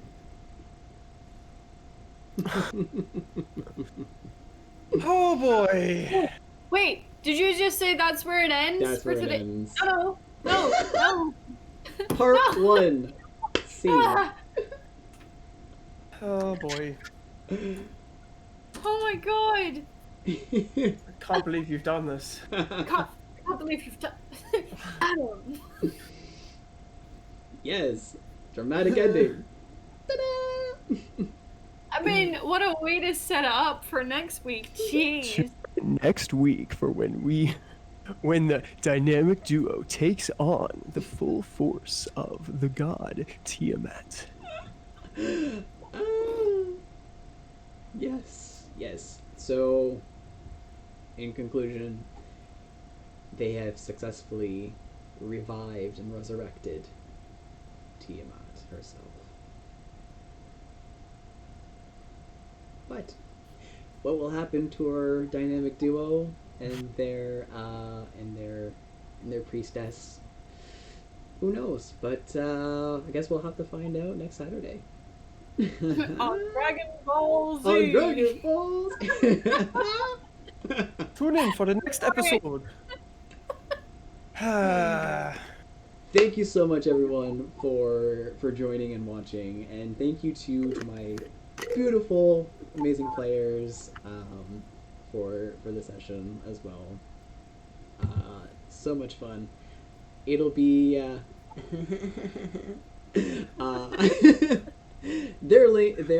TikToks and whatnot are linked there above.